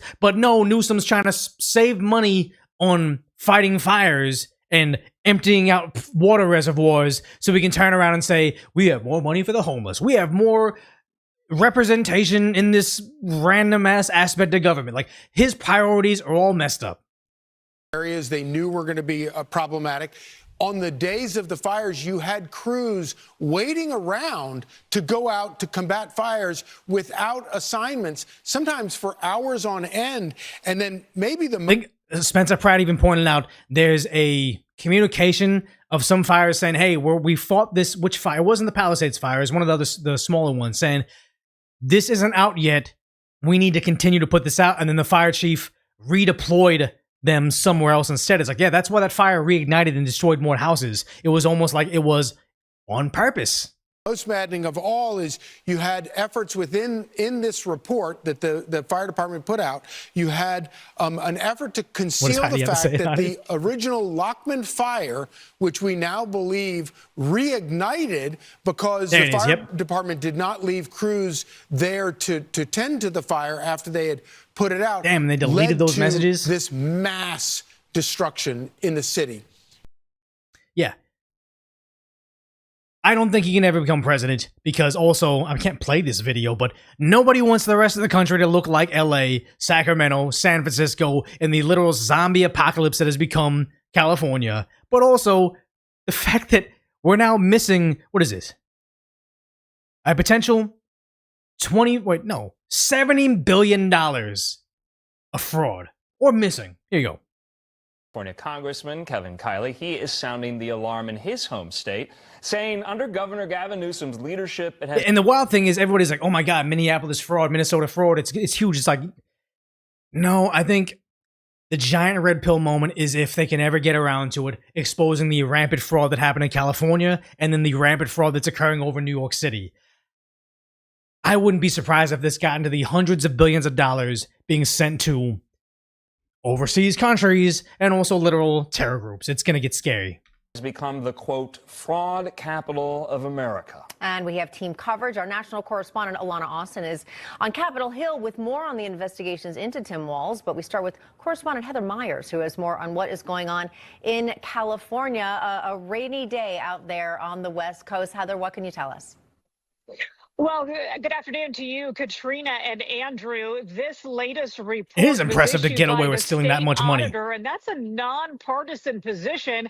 That state auditor now puts 8 state agencies on the high-risk list of agencies to watch out for things like fraud and mismanagement as well as waste. Here's a look at that 92-page report.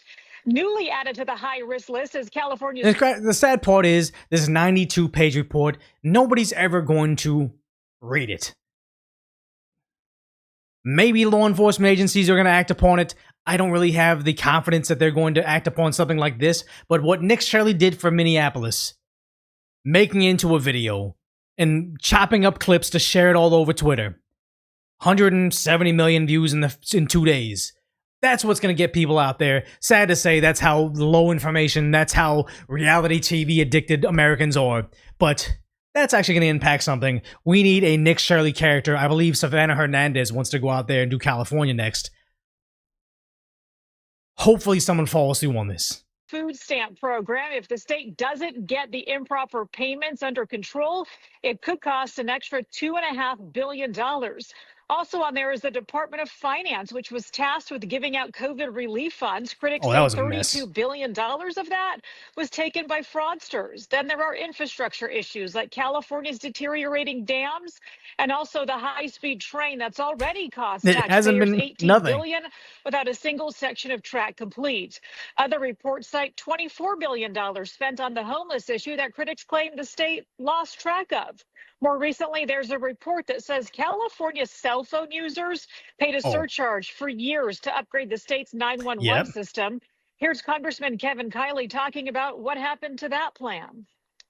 That after spending $650 million on that system. And remember, people voted to get this extra surcharge on our cell phone network to get us better services. So they took our money. The money was taken and we allowed it, and this is what we got for it. State is totally scrapping it and starting over, completely wasted the money because the technology doesn't work. Mind you, we are very close to Silicon Valley in Sacramento. Technology, you would think they would work, they would figure that out beforehand, or at least do the due diligence to not start on the project or vote for the project before they knew they couldn't deliver on it. But again, this is California under Governor Newsom's watch. And yet the government can't figure out how to make basic technology perform. Yeah, they couldn't get cell phones to work, but they think if we give them a little bit more money, they're going to be able to change the climate.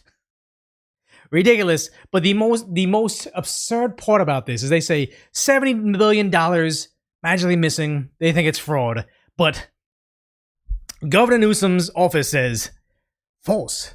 There's no lost $70 billion. The state auditor's high-risk list does not cite the billions in current losses. Its report to flag programs added to oversight before potential fraud occurs. California prosecutes fraud, arresting 900 people and recovering $5.9 billion on unemployment fraud alone. I have not seen those perp walks at all, but it's almost like you said all this stuff about unrelated $5.9 billion. You talked about high risk or whatever, but you say there's no lost $70 billion. No, it's almost like an admission. We didn't lose $70 billion, guys. We didn't lose it. We wasted it because we know the money's gone. I know I got charged for that cell phone surcharge. We didn't get what we paid for. We didn't lose that cell phone surcharge.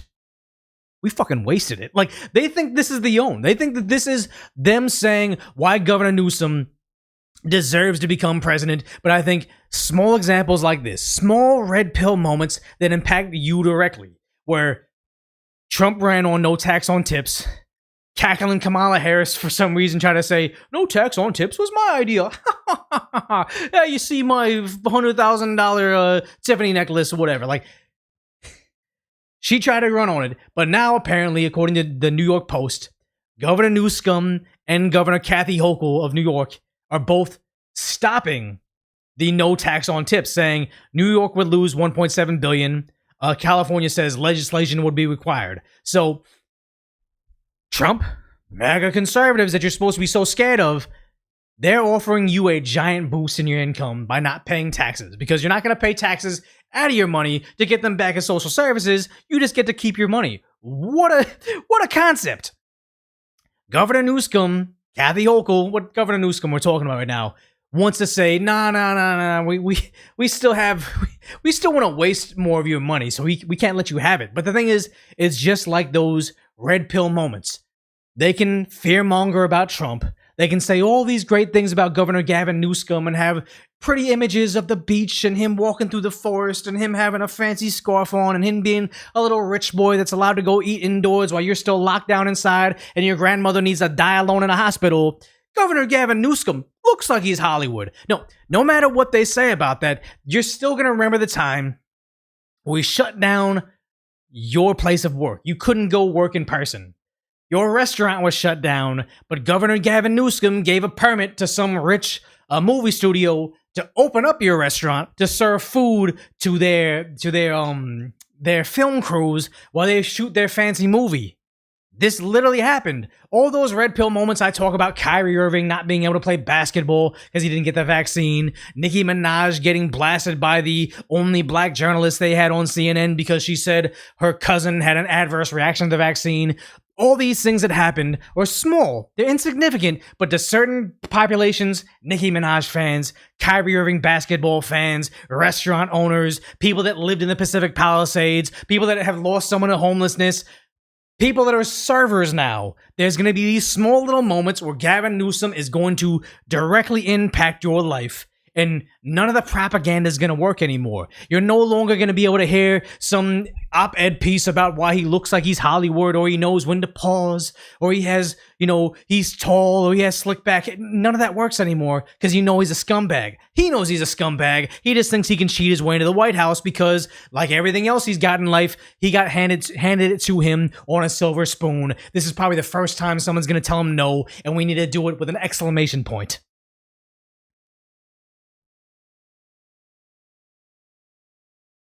Economically, liberals and conservatives at the time, I would buck against that because I got liberal friends that straight up almost wear as a badge of honor to say the government steals my money to give to poor people, but I'm a good little tax cattle. Like I actually know that type of person.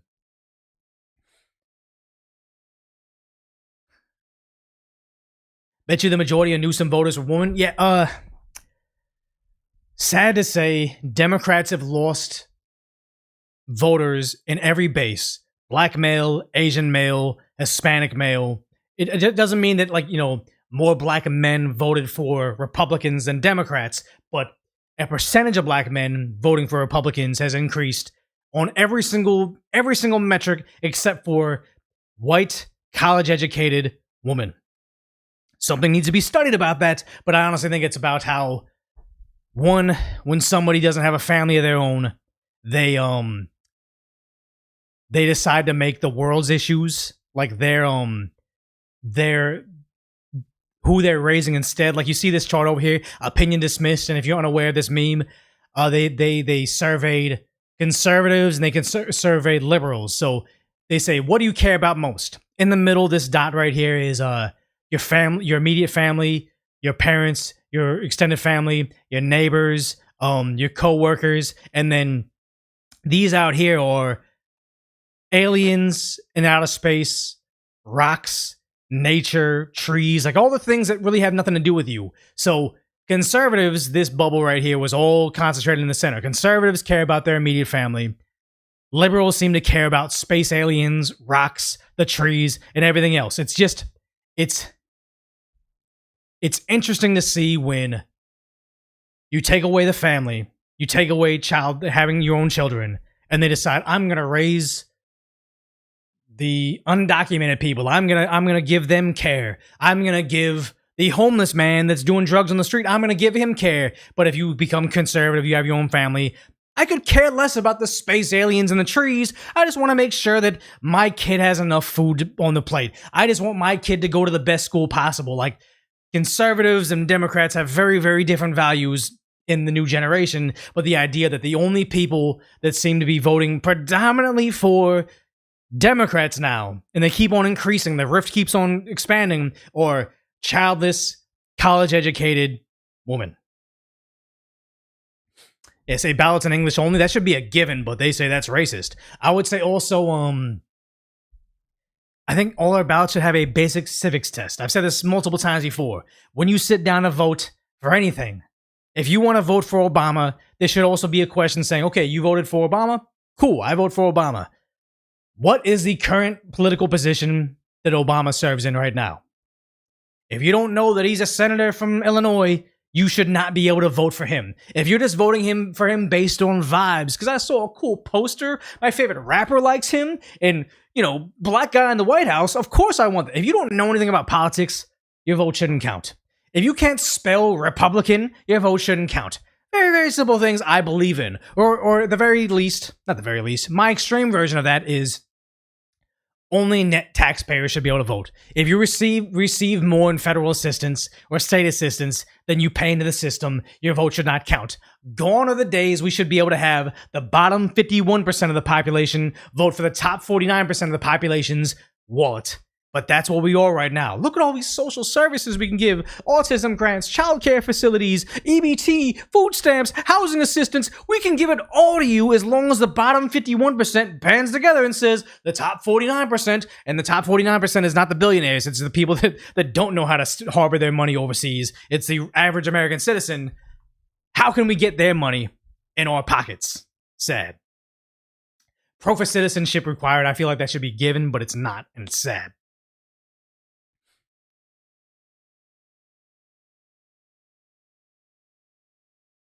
Yeah, foreign propaganda, Western mainstream media is nothing but propaganda, but there's a lot of foreign interference. Like, there was a one guy that was making veiled threats against me on Twitter, and I was like, who is this guy? And I very quickly looked at, because now on Twitter you can look at their location, and the guy was from Uganda, and he was trying to, all his posts were about American politics, telling me about how I should do this or I should do that, and he wasn't even from around here. Not saying that he shouldn't have an opinion about America, because America impacts all policies across the planet, but the idea that he's trying to make veiled threats about me, not even being anywhere near to this continent. Using a VPN, yeah. That's the thing, is do they have electricity in Uganda? A lot of people just keep on forgetting the idea that, you know, who was that woman that was, she was African-American. Black American, fled to, she fled to, I believe it was Ethiopia, maybe Nigeria, but she went over there and she was all upset because she was like, I can't believe I came over here. Electricity goes out all the time. There's no internet. All the grocery stores don't have snacks in it. It's like, yeah, impoverished nations are impoverished. Like, what don't you understand about all the things you took for granted over here because you don't like Orange Man and you thought things were going to get better? Just sheer naivete. They're just naive. Yeah. So in the super chats over on YouTube, Greg Warner says, for the Rooftop Protector Fund, thank you. Boney Boy Curtis from the Outsiders says, thank you, Decoy, appreciate that. Phoebe Robinoff with the super huge super chat, appreciate that. Brandon B. Free says, my advice, you're just the voice. Decoy is there, she's. Love you, bro, keep it up. Okay, appreciate it. Zero Hakari says, Decoy, I bought 3 of your tinfoil beanies the day they came out. Small, medium, and large. Best protection against brain rot. For real, for real. Thank you for what you do.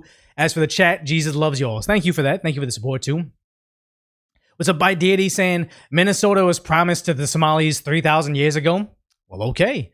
By Deity says, not all Somalians love each other either. They're separated by different tribes. There was that candidate that won the election by using tribal politics to get the vote in Somalia. Yeah, exactly. Like, people say, oh, you're racist against black people because you're against the Somalians. But then you have a huge portion of the African American population angry at the Somalian fraudsters and welcoming Nick Shirley's his expose on the Somalian fraud because they keep on treating us as a monolith because they can't tell us apart. Very disgusting.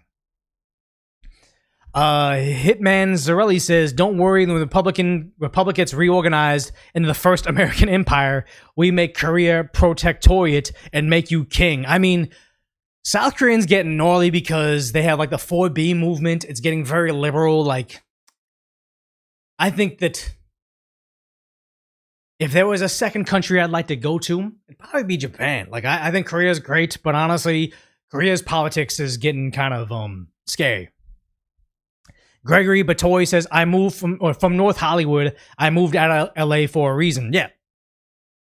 Gone are the days because I lived in the bad part of LA. Then I moved to the, quote, good part of LA. And the good part of LA just became just as bad as the bad part of LA. Like, I essentially left LA because I'm trying to get this thing up right now. Where is my super chats? On Twitch. I always forget. Activity? No. But okay.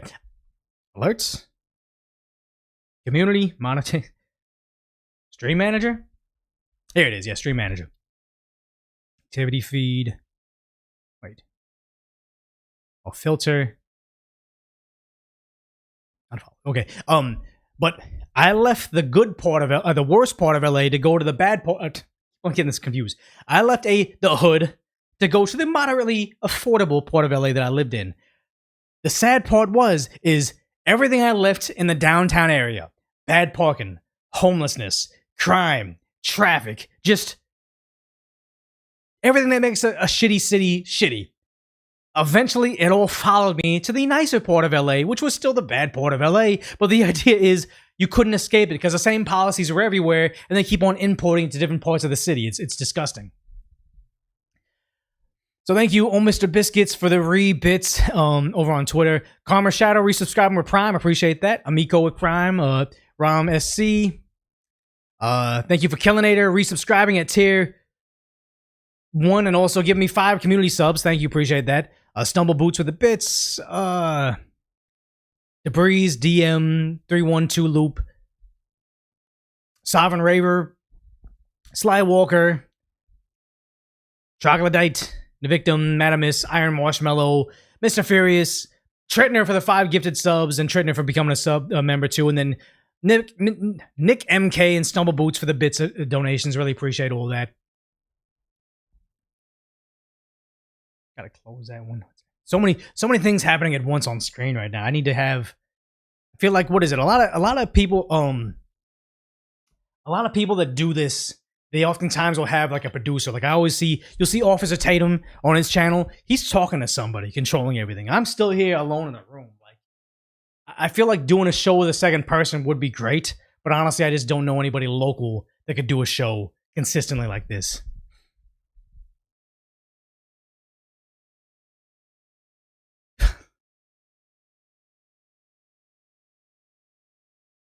And the thing is, like, if the scary part about, like, what is it, and I think the UK, it was some absurd number, like 4 out of 5 children are foreign born over there now. And then also, maybe it was just London, but also in America, the average of, I think it was a Somalian community, they average like 5 kids, while American families average less than 2 now. So we're below replacement rate, and the other community is well above replacement rate. And if you keep on just mass importing people from other countries, of another country that does not respect American values, does not want to adopt our virtues, it's going to be an entirely different country almost overnight.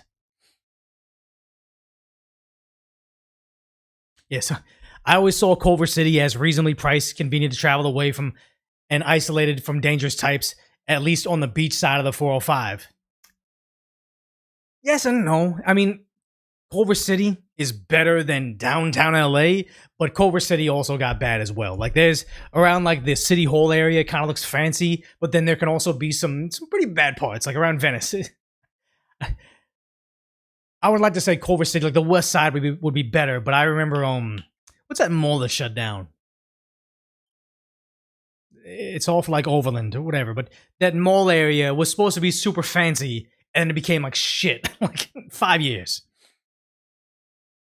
How do you fix the problems caused by the 2008 crash? You don't bail out the banks. You don't reward the people for selling out the American people. You let them crumble. They say, oh, you can't let the financial system crumble. It's like, if it was broken, you let it break. You don't punt the ball and say, okay, let's let it break in a couple of the decades. Yeah, the liminal space mall. I mean, West Side, the original Santa Monica Mall, like if you guys were around the area before Santa Monica became like the outdoorish mall over on the 3rd Street Promenade, the first mall that was there, that was a weird mall to walk around because all the stores are closed.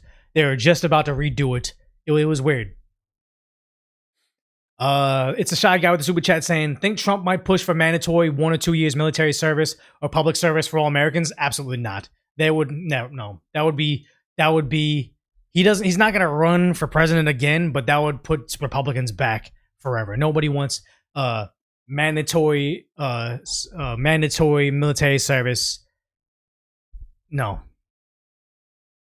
And it would also ruin the military. You guys know plenty of people from your high school or from your workplace that have no place in the military. Like, how many people are on mental health medication? Keep them as far away from our armed forces as possible. Yeah, if we let the banks fail, we wouldn't have housing crisis right now. It would be a lot of issues wouldn't exist anymore. Not the Fox Hills Mall. I worked at the Fox Hills Mall for a small period of time before they relabeled it something else. But yeah, the Fox Hills Mall is kind of a weird thing. It's like you got all the people from the hood, from like Englewood and Hawthorne coming up, but you also have like wealthy people from like Westwood coming down. Very bizarre cross section, but I just remember the culture shock I had, because then at one point in time I worked out there in Ventura County, and I worked like a shitty security job, and a lot of the crimes were the people that would go there around. They have like a strawberry festival over there, so you get a lot of day workers that come. This was like decades ago, yeah, over a decade ago. They come over from the border, they'd work the strawberry festival, and then sad to say they'd commit a lot of crimes locally, and you have to deal with that.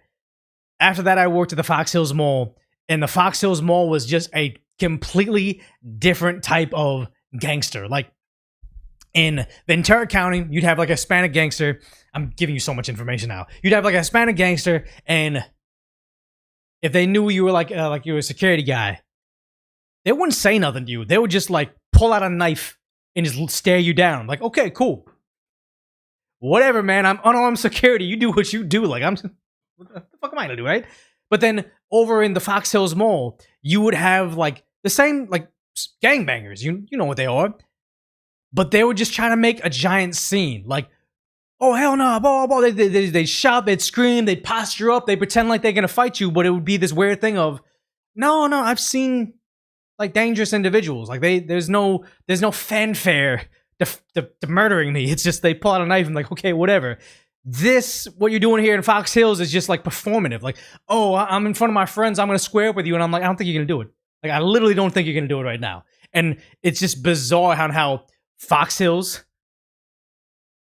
Ventura County, both bad areas, but it's just they definitely have an indigenous gangster.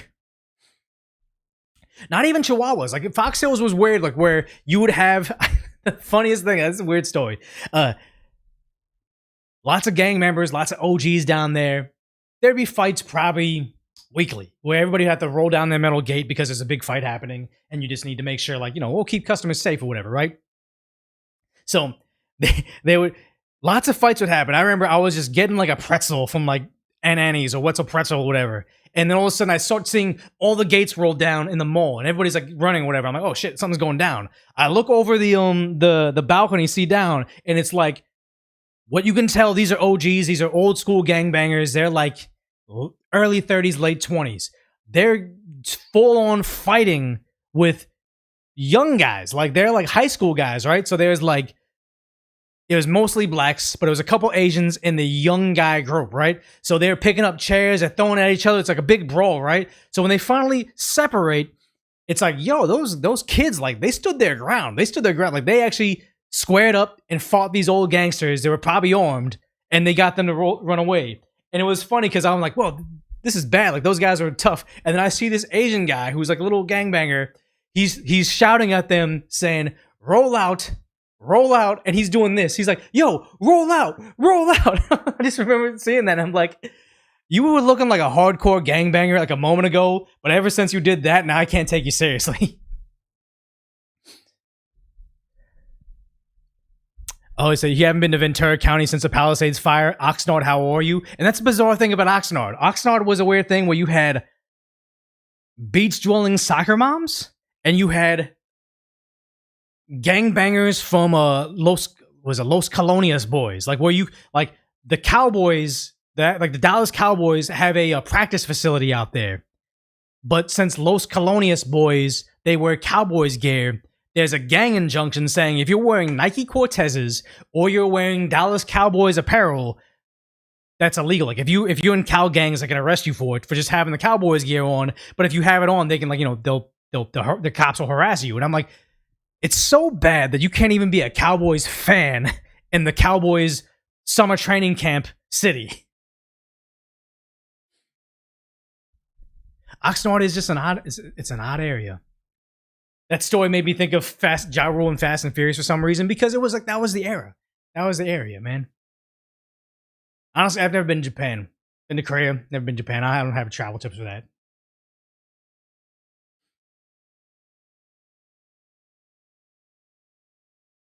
Raiders only allowed? No, that's the thing, is I will not go to a Raiders game.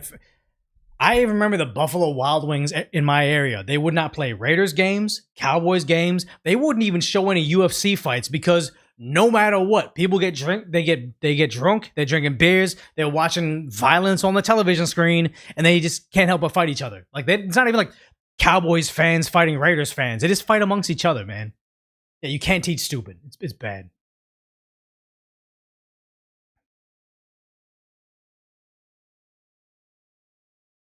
Yeah, most military members that are stationed in Japan always have fond memories of it. They say good things about it. But I know the Japanese don't like U.S. military members over there because it seems like they're always getting into shit. Always R-ing somebody, assaulting somebody. It's not good, man. Cowboys. Yeah, Cowboys that haven't been good for a long time. I know a lot of Cowboy fans. They're not too happy.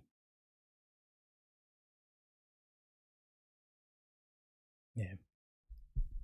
I feel like we've been going for more than 3 hours. I kind of feel like I've been going longer than I thought I was going to go initially anyway. So appreciate you guys hanging out as long as you have.